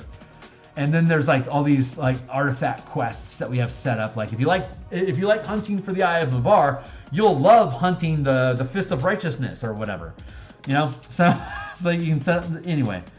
Like I said, I don't do small systems. I do big things, and then I build smaller and smaller things out of it as examples of how you can use the systems. So anyway, I'm supposed to be building this map. I get excited about all these things that are actually coming into existence and what they can do for people. I love 5e, man. I love 5e. I don't love what 5e is. I love what I can do with it. Honestly, I really appreciate how shallow Wizards of the Coast content is, because like content creators like me can like just mash on it. Like we talk about Animate Object and Awaken as advanced spells that you permanize on your ships, so that your ships can become sidekicks.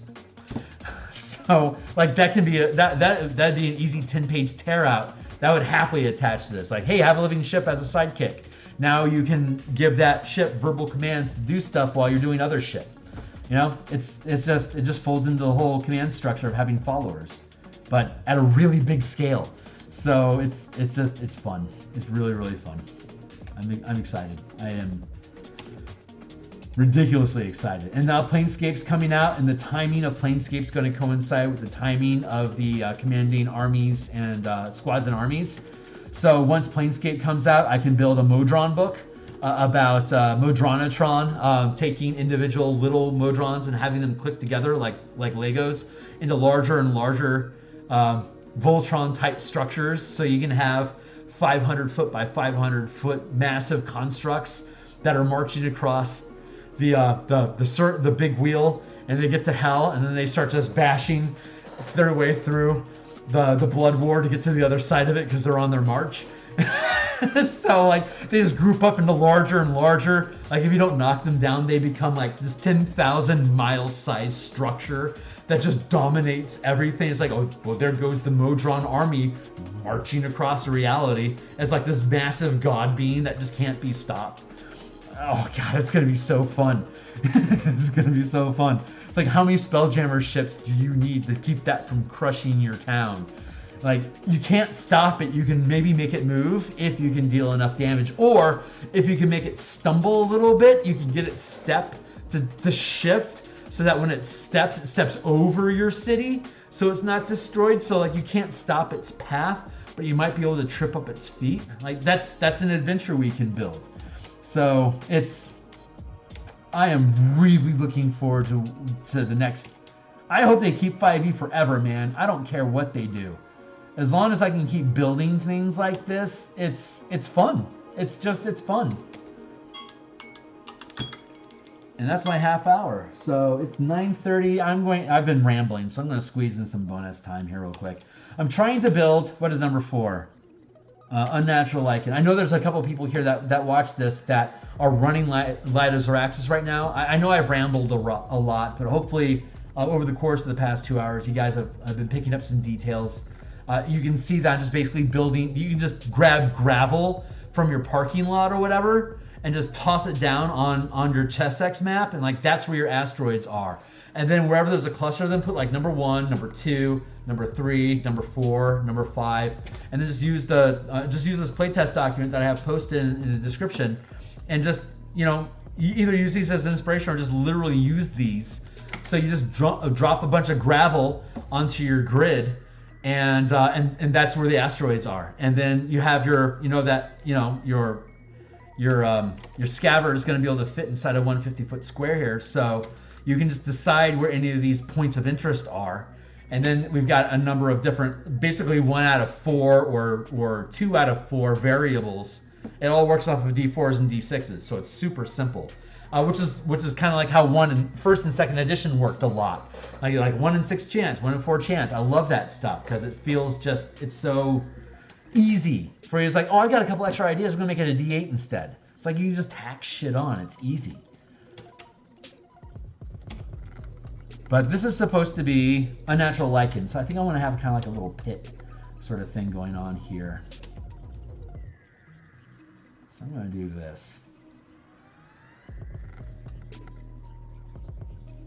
There's going to be a school of fish that swim in here, eating the lichen off of the rocks. So when I do the color version of this, I can do like this phosphorescent neon green sort of glow on top of the rocks, and because it'll have the black background. Here, I'll fade this a bit, but I'm going to do like a space backdrop, and then have these rocks be rock colored, and then I can have like an unnatural green as like a moss on these rocks. So wherever this moss is at, that's where the scatter will come, because he knows there's a school of fish here. So I can make a little icon that's a school of fish, and I can push this school of fish around. I'm on the wrong layer. I better get out of here before I break something. That's actually really relaxing on the eye. I'm gonna keep that for a bit. But yeah, there's the black and white version is just gonna basically be this. Just get these rocks down where I like them, and then just clean them up a little bit, make them look a little more textured and pretty. But then I'll drop in this background, have all the stars and stuff in the background, and like the astral wash and whatever. And then I'll be able to, like color in all the stones to make them look stone-like. And then it'll be a VTT map. But we'll still have just the raw line art here, Dyson logo style. For people that want to print, we'll be able to break it up into I recommend using 11.5 by 17 pages, so you can do 10 by 10 squares. And you have to cut off, you end up wasting a lot of paper, but DMs always need scratch paper, so it's useful. Actually, it'd be really useful. Oh my God, that's what I need to do. I'm still figuring out how to do this, but I like breaking things up into 10 by 10 squares. An 11 by 17 page lets you do a 10 by 10 with a 1-inch margin on each side, so it's easy for your printer to handle it. But then beyond that 6 inches of waste, you can fill it with icons, like the scatter rocks, or like extra like little random rocks that you can just toss in. Like the little, the school of fish icon, some Kindori icons. Like have all the icons printed in the margin left over of the 11.5 by 17 page that you can scroll through a home printer, so you can print out an easy black and white version to not exhaust your printing demands. Or if you're just using VTT, you can just download. You can purchase and download the package, and get your color map as part of a zip file that comes with the PDF. So that's how we build. That's how I build stuff. I think other people do that too, but that's the plan. Hopefully this is interesting information. I've been kind of doing D&D for like 35 years, so I have a lot of thoughts about it, and a lot of the improvisation and like the decision-making process, a lot of that stuff is just intuitive, and I don't really think about it. It's just, I'll tell you what's happened.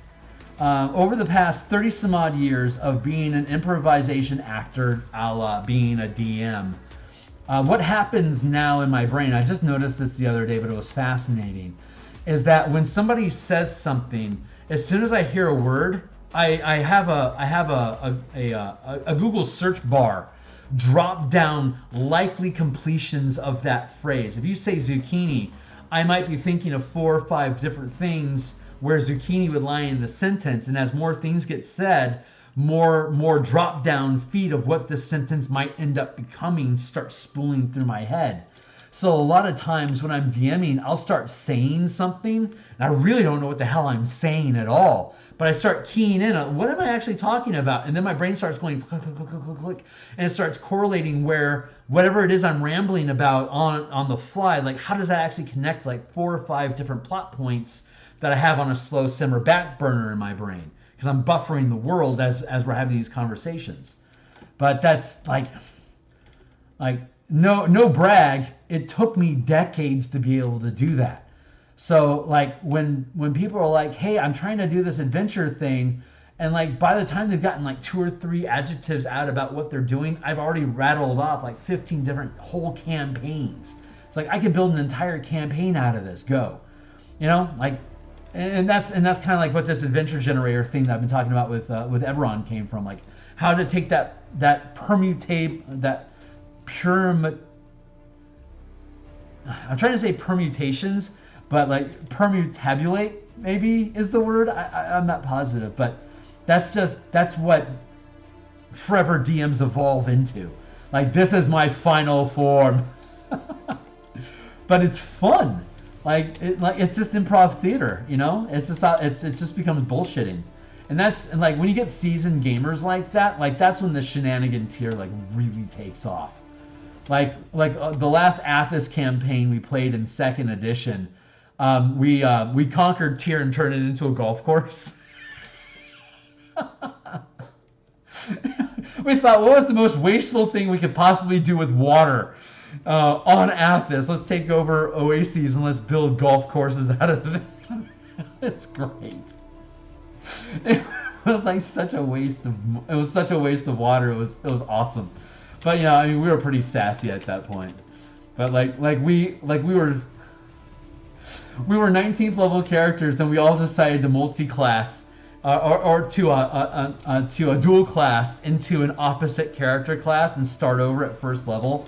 And we didn't tell the DM that we did it. He just said, "Hey, congratulations, you guys are leveling up to 20th level. You can start taking epic progressions like into elemental forms and stuff like that if you want." And we all just decided, it's like, nah, my Psionicist, like he was at 19th level. I took 1 level in cleric. It's like I'm just gonna be a cleric now instead. And our 19th level gladiator, he took Psionicist. So like he's like this like 300 hit point brute, and he just kept trying to mind spike people for D4 points a day. Oh, we got slaughtered.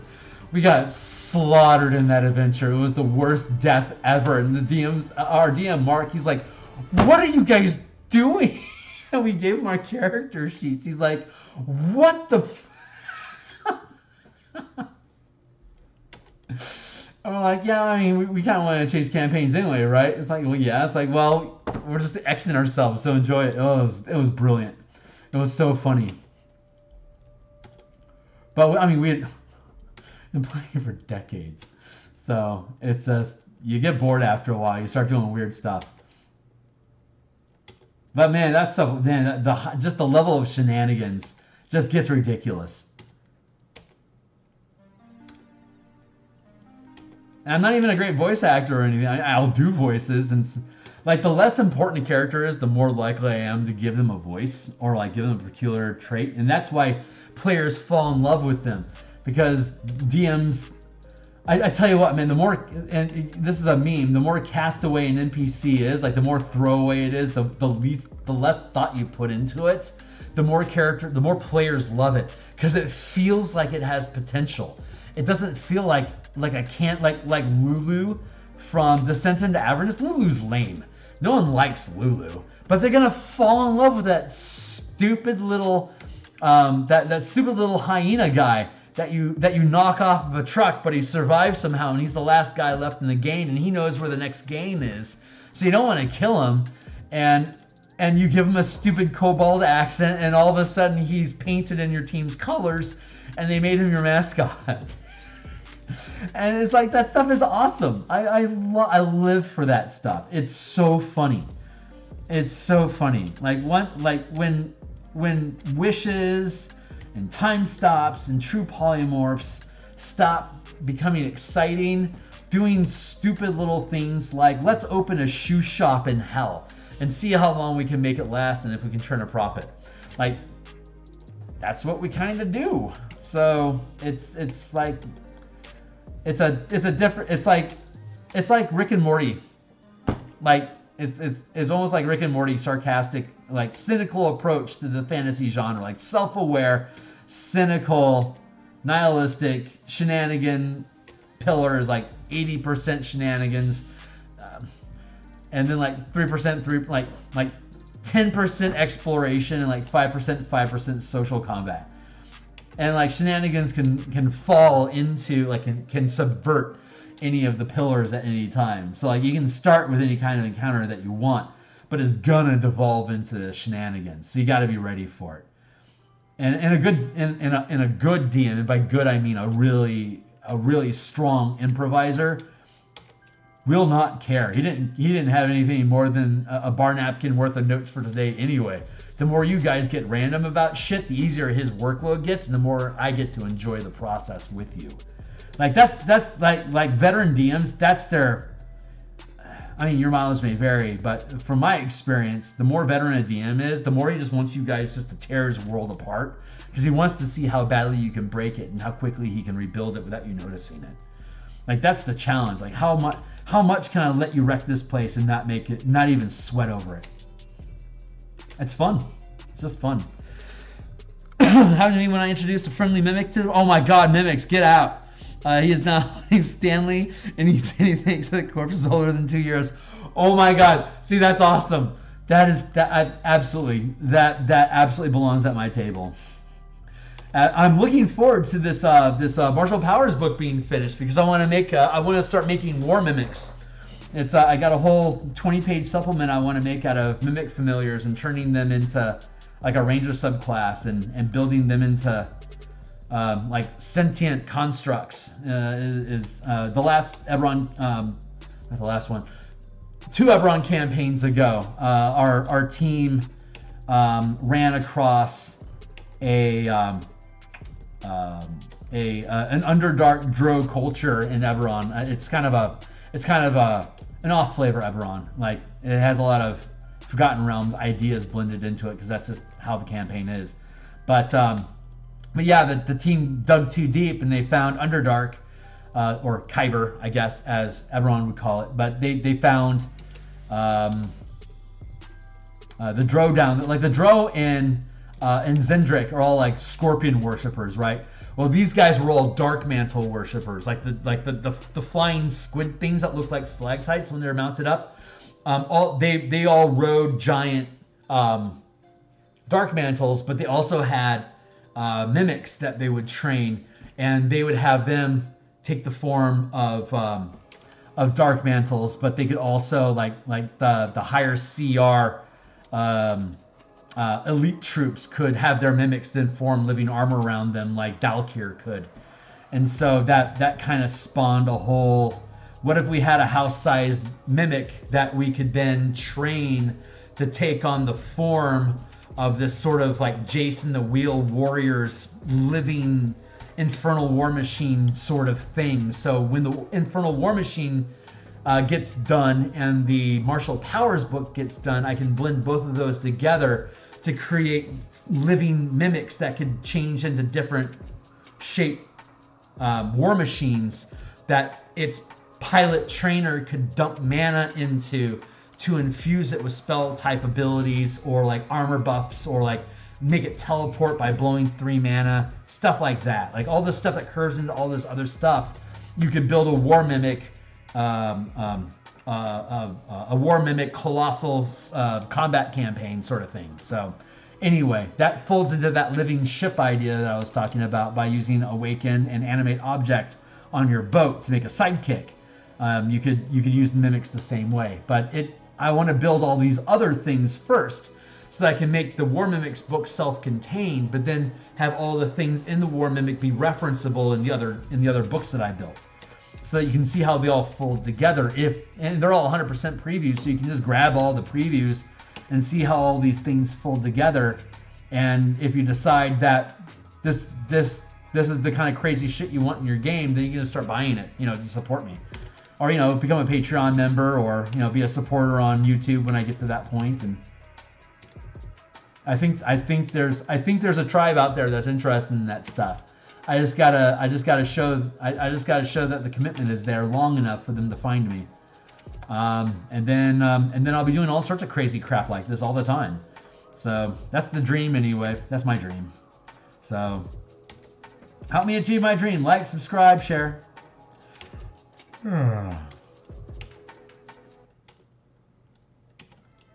I get a lot less done in these streams than I want to because I geek out on this stuff so hard. But that's enough of a like these little schools of fish can easily like this 50-foot square. That's a 5-foot space.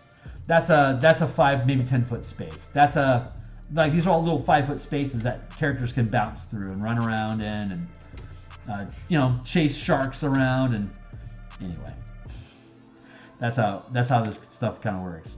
But I talked about a lot of that in the earlier part of the stream, so you can go back and you can listen to me talk through all the mechanics that go on behind it, like all the targeting and the lures and how they can move up and like on the top and bottom side of the field, since it's all like I talk about gravity fields and how like gravity planes and how they homogenize asteroid fields over time by balancing against each other, stuff like that. That was the earlier side of what's number 5. So number 5 is Slumber Rock. For unknown reasons, scabbers like to drift adjacent to this large rock while sleeping. So if Big Mama is found here, there's a 25% chance that she's asleep. But you won't notice her unless she's moving. So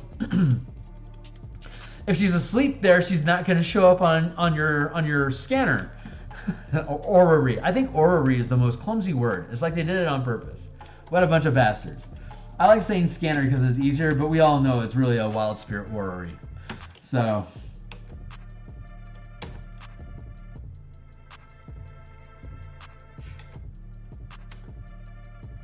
yeah, that's a good mix. Okay, so Slumber Rock. So we got 1, 2.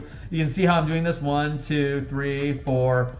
So I'm going to put 5 over here, and I'm going to put like 6 over here. That's probably what I'm going to end up doing. So we're building Slumber Rock right now. Let's make it weird.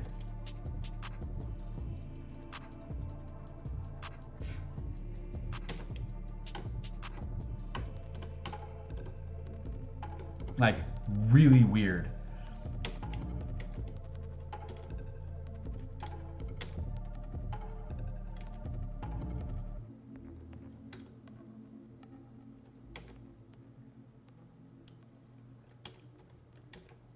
And when I build this thing, I can do like little spot illustrations, I'll like this thing, and like sharks sleeping alongside it, that sort of thing. Like just like little spot illustrations that can just hang out in the margins and stuff. Since I'm doing the layouts and I'm illustrating the whole thing, I can build it any way I want. So if I find little pockets on pages where I can just drop like little doodles in on stuff, I can do that, My book, my rules. Which is what's so fun about doing these things. I can make it look any way I want. And then, as I get better at doing this thing, the books get better. Like you can look at there's 2 links. There's the Pacts and Patrons book. And then there's the other link for all the 5-color mechanics. You can look at the core mechanics book and the Knights and Tricksters books, which were the first 2 books that I made, and then compare those to the Pacts and Patrons book. You can see how like my page dressing and my color palette and the weight that I use on different fonts, like it's evolving over time. So. I get to improve my layout skill, my trade dress skills, as well as my cartography, writing, and illustration skills. All are things that will allow me to have a more and more successful RPG studio in the future as I continue building momentum with more followers. So it's I'm gonna do this shit anyway. It's my hobby.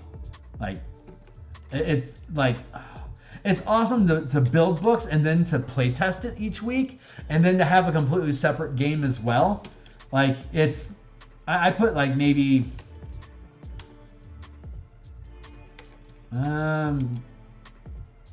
game time included, like including the game, maybe 15 hours a week into like D&D, like into DMing, into being a DM. But half of like a good 5 hours of that overlaps with all this design stuff that I'm doing, because one of my D&D teams is always a playtest team. That's monkeying around with the newest stuff that I'm building. And then the other team is a steady Eberron campaign. It's at 17th level right now. It's been running for 4 years. It should probably be done in the next 9 months. Like they just hit 17th level. And they are spiraling so fast to victory. You can't stop 4th tier characters. You can only try to confuse and slow them down. But you have to do it gently, because if you confuse them too much, they get angry and they want to ditch the campaign, and then it folds before you hit the 20. Yeah, I like my campaigns going to 20th level. Like, this will be the 4th campaign that I've ran in 5th edition going to 20th level, so I'm pretty excited about it. But it might be the last one that I do for a while, because I like the idea of creating more enclosed storylines, like 10 level story arcs, or maybe 5 level story arcs. I'm also, the next quote unquote campaign that we're going to do is a 4X style, where the players will have a pool of 6th level characters. And actually, I'm still working out details. What I think I'm going to do is have like 3rd level characters, and then like maybe 4th, then 8th. Yeah, that feels right. 4th, then 8th, then 12th. 4th, 8th, 12th, 16th, and 20th level characters. But they're going to be building a guild, and the guild, using our system, the guild has rank 1 to 5. 1 is like you're like a shoe shop, like with you and your sister. And then at 5th rank, it's like a multi-planar merchandise. Like you make shoes for the gods. Like you made Hermes winged boots. Like that's a 5th rank shoe shop, pan-dimensional. And so the campaign will be choosing the type of guild that you want, and then us building the guild from rank 1 to 5. And every time your guild gains a rank, the characters that you use to achieve that guild's goals go from 4th to 8th to 12th to 16th to 20th level. And it's not about what are the characters doing.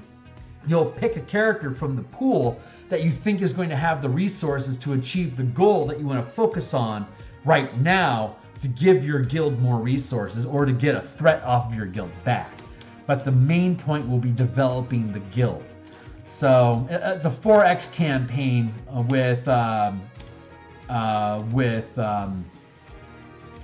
sort of West Marchy adventure vibe to it. Like you'll be able to process things as a guild, making ability checks as a guild, but then at any time you guys can decide to then zoom in. It's like, we want our characters specifically to deal with this particular topic.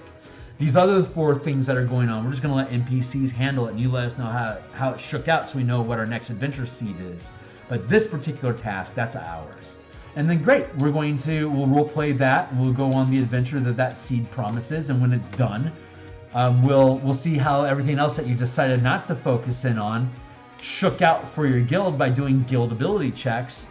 And at the end of that, you'll have succeeded at some things, you'll failed at some things, you'll granted favor with some groups and new enemies that are now going to change the dynamics of what your guild can do. And then you'll address that, and then do it all again. Like, oh, looks like we pissed off the Assassin's Guild by eliminating the target they expected to get paid for. And now they can't collect money, but the target's dead. They can't just bring him back from the dead to kill him again because we disintegrated him. So now the Assassin's Guild's pissed off at us. Well, we better resolve that thing ourselves. Let's go find him and punch him in the balls. What else we got on our plate? Well, the orcs are angry, so they're attacking outlying villages that you guys are basically protecting in your racket. It's like, well, we're just going to let NPC guards take care of that stuff. Well, it went sideways and it's escalated at this point. It turns out there was actually a lich that was raising undead orcs, and your information wasn't good. It's like, well, we're 12th level. That sounds like a risk. Let's go ahead and go for it. I don't think we have any characters that are strong enough to resolve that. We don't think our NPCs are strong enough to resolve that, so we better go do that ourselves. That sort of thing. That's what we're kind of going to do. Thinking there was a specific request for Spelljammer using our combat and exploration mechanics, so it might be an Eberron asteroid belt campaign where you're collecting crystals from the tiers of Cerberus, but you have to space Hulk The old Warhammer 40K game where Space Hulks, yeah, where you would find a derelict or a derelict structure or ship or old fortress, and it's overran with xenobites, or not xenobites, xenomorphs. So you have to go in and you have to purge the nest so that it's clear for the tech crew to come in and to verify if there's heresy here or not. Well, in D&D, this is a massive, like 2 mile tall crystal that if the dwarves can harvest it, they can extract all this psionic crystal stuff to build, ships and armor and all sorts of, magic gear out of to sell to the the planetfall, like Corvair on the planet side and whatnot. So you'd be fighting all these psionic, psychic nightmare type creatures, Dalkir abominations and stuff like that. And so you'd be doing like these random dungeon delves in with these throwaway teams.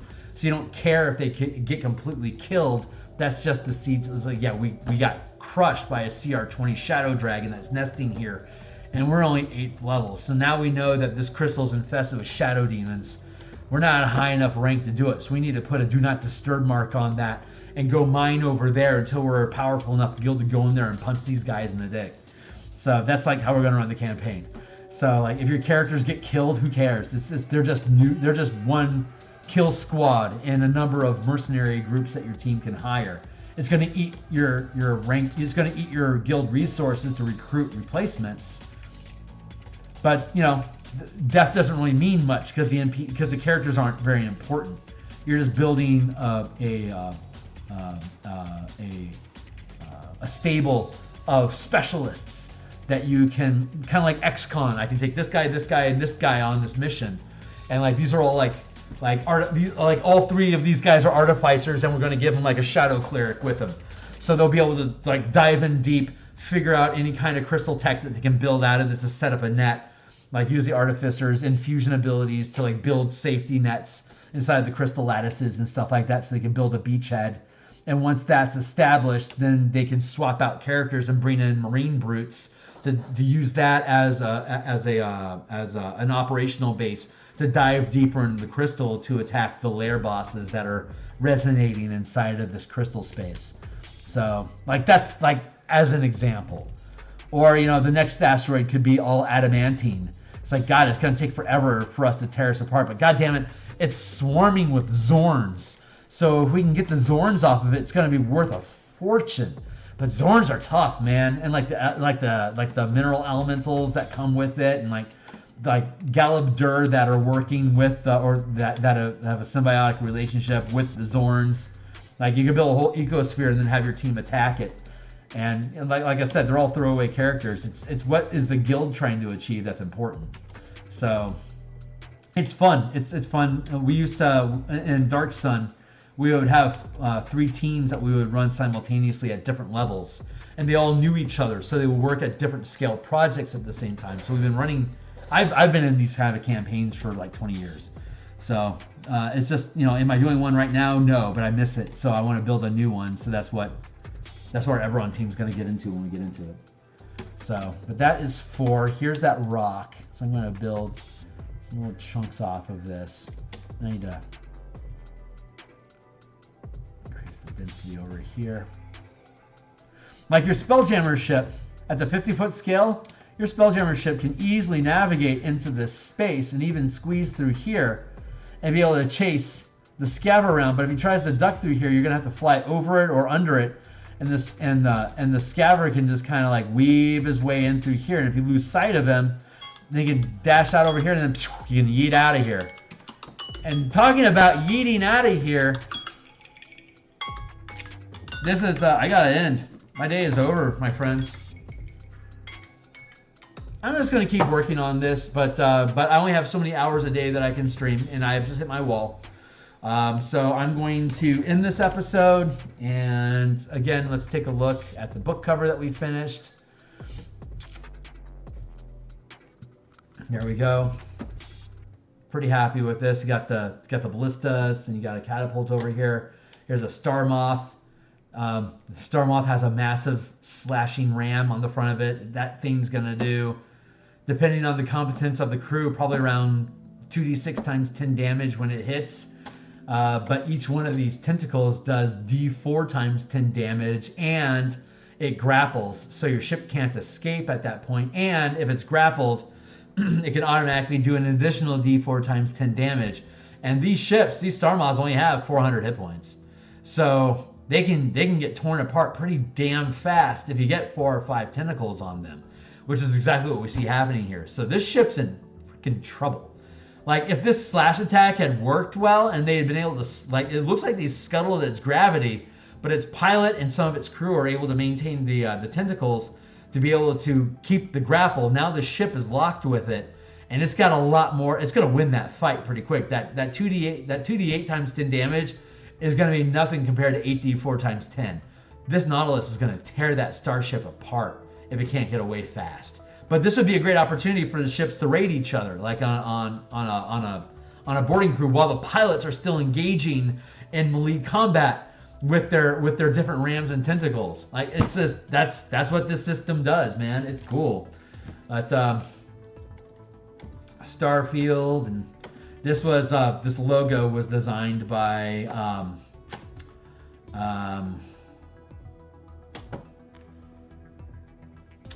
I can't believe I'm blanking his name. Ro something. He does a lot of work on the DMsGuild. He's pretty smart. I'll have his credits in the book when it publishes, as he requests. But yeah, that's the cover, and this is one of the maps that go with it. Last session we built the Doomspace system with all the planets for a hex crawl inside of that space. We'll work on this a little bit more, and when this one is done, we're going to start building icons, like scaver icons, ship icons, asteroid icons. We'll be play testing ship fires and ship-to-ship combat, dog fighting, and grappling.